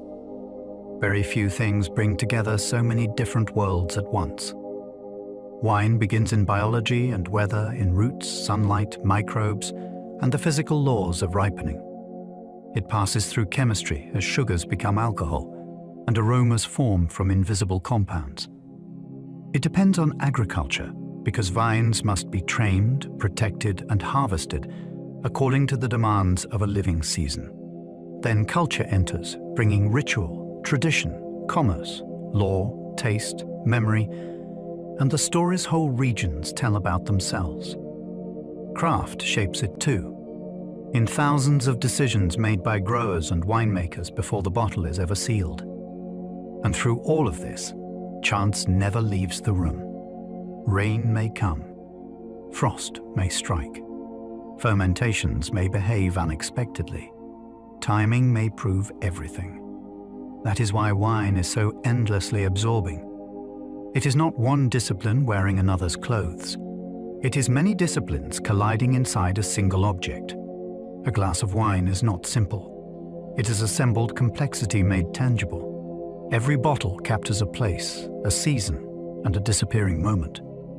A bottle of wine can sit quietly on a shelf for years, yet what it contains began as something fleeting. It began with one growing season in one place under one sequence of weather that will never happen in quite the same way again. The sunlight, the rain, the heat, the cool nights, the harvest date, the choices in the vineyard and cellar, all of them belong to a moment already vanishing as the wine was being made. That is part of what gives wine its strange emotional power. It preserves, imperfectly but vividly, something that could not be held in any other form. Open the bottle, and that preserved moment begins disappearing again, this time into air, aroma, taste, and memory. It cannot be poured twice in exactly the same way. Even in the glass, it keeps changing. Wine is therefore never just a product waiting patiently. It is a captured season already on its way toward becoming the past again. Thank you for wandering through this world of wine with me tonight. We began in the deep past, in caves, clay vessels, and the first astonishing fermentations that linked wine to the rise of human civilization. From there, we moved through vineyards and valleys, across slopes, soils, winds, frosts, and sunlight, following the quiet forces that shape a grape before it ever reaches the cellar. We traced the work of yeast, oak, bottles, and time. We wandered through old vines, ancient trade routes, mountain vineyards, CC-Ewelled coasts, and glasses filled with aromas that seemed to hold whole landscapes inside them. And perhaps that is what makes wine so fascinating. It is never only one thing. It is earth and weather. It is patience and chance. It is human hands meeting living chemistry. It is a hillside after rain. It is cool stone, warm light, drifting mist, dark cellars, and a season captured for just a little while before it slips away again. Now, though, there is nothing more you need to follow, nothing more to hold in your mind. Just let all those places grow soft around the edges. Let the vineyards fade into evening. Let the cellar doors close. Let the last glasses rest in silence. Allow your breathing to slow, and let your body sink a little deeper into comfort. The day is behind you now, and there is nowhere you need to be but here, resting. And if you're still awake, there will be another video on screen for you to continue the journey a little longer. If these calm explorations help you unwind, you might also like, subscribe, or leave a thought below. It helps other sleepy souls find their way here too. For now, let your thoughts settle and let the night carry you the rest of the way. Sleep well and good night.